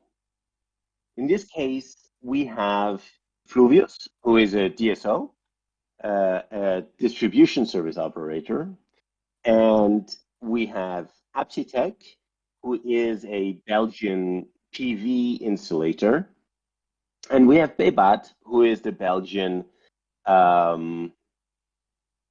authority when it comes to batteries. So it's the organization in Belgium that manages the life cycle of batteries small and big. And what we need in this use case is that everyone comes together and gives the owner of the battery, of a home stationary battery that is connected to a PV system, the ability to participate in the flexibility market, the ability to provide services to the DSO's grid. In order to do this, well, Fluvius gives the customer the claim that they are a customer, and they want to give the customer the possibility to be a flex customer. But in order for Fluvius to be able to do this, to knowingly give the battery owner this privilege, they first need Apsitec to provide them with a claim that they are a PV owner and that the battery has been installed correctly. And And the battery can only be installed correctly if BEBAT has approved it as being a residential battery. So we see here that the DID system and the verifiable credential system allows, it is really annoying to speak at the same time as, I don't know who is speaking at the same time as me. Okay, I see they can't hear me and they won't shut up. Okay, so let's see how the flow works for Alice to prove to Fluvius that she owns this battery. And I have made the example a bit simpler than this complex example of the battery has been installed correctly and it has been, thank you very much for muting, that it has also received the attribute of being a residential battery. So the first step for Alice is to claim ownership of the battery, and the battery is an intelligent device, and it will issue the ownership claim to whoever claims it first. In this case, it's Alice, and she claimed ownership. The battery has issued the ownership claim to her. Now she can store this linked of the signature of this ownership claim in the blockchain to prove that at this moment in time, she was the owner. And she also stores it in her identity wallet. Now, as a fourth step, she presents this attested claim to Fluvius, and Fluvius then needs to verify that this claim is indeed correct. So what Fluvius does is they go on chain and verify that the claim has not been revoked by anyone, that it has been stored in the past, and that everything is okay. Oops. And then Fluvius can verify the attestation and the signature of the battery. And Fluvius knows that the battery signature is correct because they know who has issued the identity of the battery in the first place.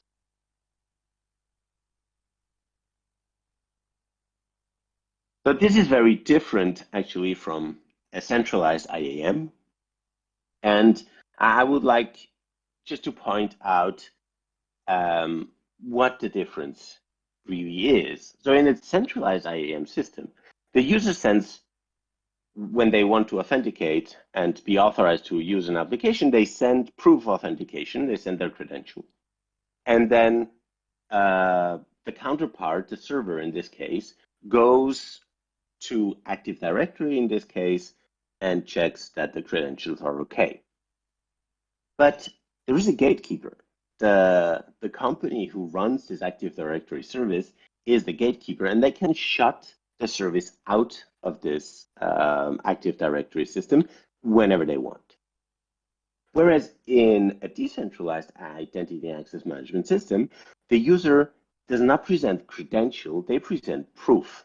And it is very different to present proof of identity and proof of attribute than to actually present credential, where the server then needs to go and check the proof within a centralized system. And what the server does in this case is it goes on chain, and the only thing it needs to verify is that the credentials have not been revoked, so that the proof that is being presented is still valid. And this is really easy to do. The Energy Web Chain is a censorship-resistant system, and there is no way for anyone to actually withhold this information from any service. There is nobody involved in here except Alice, the user, and the server of the application she wants to use. It is a very open system and, well, a decentralized one. And this is why we want to go in this direction, because it's the only system that allows the collaboration of multiple entities. And this is the very important part, is that in my previous example where the DSO and the installer and the regulator need to come together in order to give someone permission to do something. In a centralized system, they would need to connect their identity and access management systems in order to set up the trust relationships between these systems. And this is something that breaks from time to time, and there are technical issues with it. But more importantly, it is something that is, that can fall victim to the whims of the administrator. Whereas a decentralized system does not. Once BEBAT has provided a claim, the claim is there, and until BEBAT revokes the claim is valid, and that's it. So a few use cases for authorizations. You can have an anonymous login, which is something that is very nice. You can have users that log in, they act as a certain role, but you cannot recognize them even if they come back multiple times. So you cannot recognize me if I log in multiple times during the day. And this is really cool if you consider GDPR, because then you really don't have any issues. You just know that some user who has permission to do something tried to do it. You can have trustless reputation. You can have a shop that can prove that all their reviews have been written by different users who actually purchased something. So you can link the settlement of the purchase to the review in an authorization, in an on-chain authorization system, which is really nice. The reusable onboarding is probably the most appealing one for organizations, because if I have KYC'd with my bank, then I should not need to KYC with my phone operator. The phone operator can know, oh, okay, you are the customer of this big bank, and hence they know who you are, they know your address, and I can trust in that. And you can give me permission to ask for your address if I need it, but I don't need to know who you are. I just know that you are a KYC customer who lives in, say, Belgium.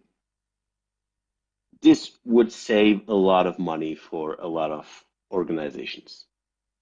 And this authorization mixing use case, where multiple organizations can come together, give me an authorization to do something, and the sum of these permissions gives me permission to do something else, like provide services to the energy grid.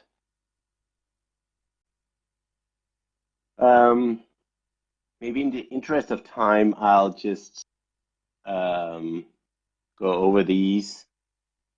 So in the business use case category, we can have pre-approved devices. A pre-approved device is a device that is approved because it has a signature from its OEM. Imagine a car who can provide services to the electricity grid, and it's an EV. You trust Volkswagen to produce compliant EVs. Every Volkswagen can participate in the services of your grid, but maybe not Sonyang, because you don't trust Sonyang for some reason, or some other brand. It doesn't really matter.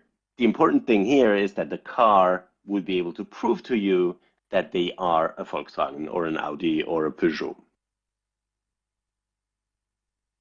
And again, the authorization mixing part. So if we have a native identity for devices, so the OEM creates the identity for the device, puts it out there, and gives it a rubber stamp. This is a heat pump from a recognized source, and hence it is authorized to do something for me. And I can trust that it will perform the action well. It can also lead to functional decisions, like I know that I need to talk differently to a Volkswagen than I talk to a Peugeot, because the API is different.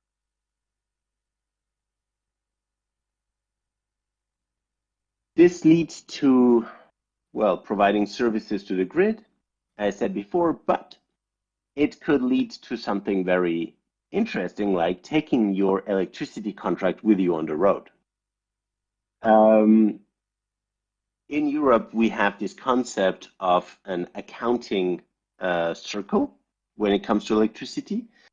And this accounting, it's an accounting group, sorry. This accounting group is something that you are assigned, or your meter is assigned, and you could, in theory, take it with you on the road because the operator of the charging point could switch accounting group when you start charging, but you have to give the information that you are in a particular accounting group to the charge point operator, and they need to have a way to verify that you are not lying to them, because if you are lying to them, then you might benefit from some advantages that you shouldn't. So having an identity and having a decentralized way of proving who you are and what you are allowed to do would allow you to take your accounting group on the road and charge on your electricity bill wherever you charge your car, be it on the highway, in the hotel, in a restaurant, at your workplace. It would also allow your employer to pay your electricity bill because you might use the accounting group of your employer instead of your own.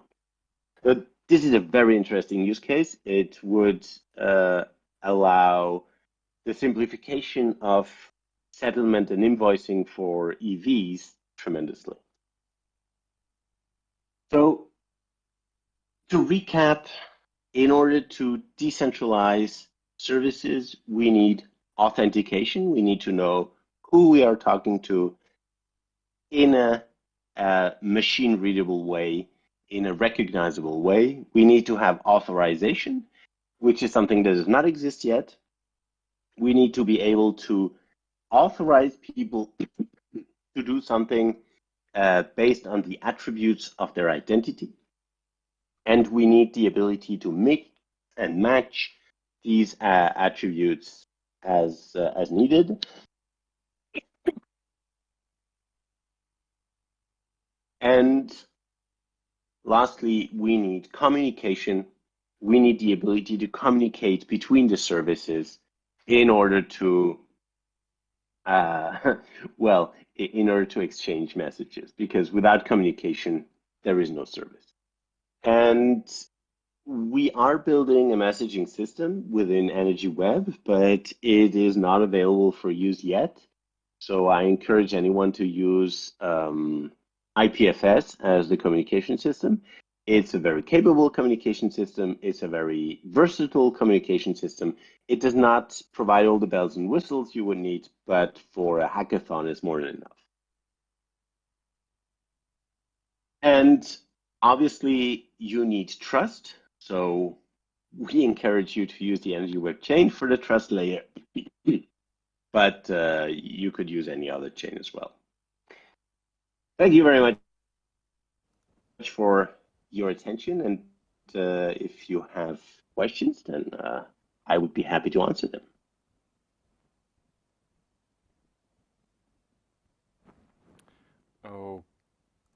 Okay. Yeah. There we are. Okay, and we're back. Thank you for your presentation. It was very, very informative. I learned a few new things, and that's always good. If people have any questions, I think your handle is Dr. Gorb, if I'm correct. And of course, Bart and all the others will be there. Great. So they know where to find you. I believe I even got your email address in the coaches section, so I hope your email box will not explode. We'll see. We are going to do our next item, but before that, we have to change the stream. YouTube only allows a stream to be a maximum of so many hours, so we are going to close this live stream and we're going to switch over to a new live stream. You can do that in two ways, either through our website, where we have the next stream installed in a few moments, or you can go to YouTube and just press Blingathon, and then you will find, as soon as we switched, the new stream, and we'll go on there. Yeah, I don't know why YouTube has these limits, but this is the way to go around it. So I will say bye for now, and I see you in a few minutes in the new stream.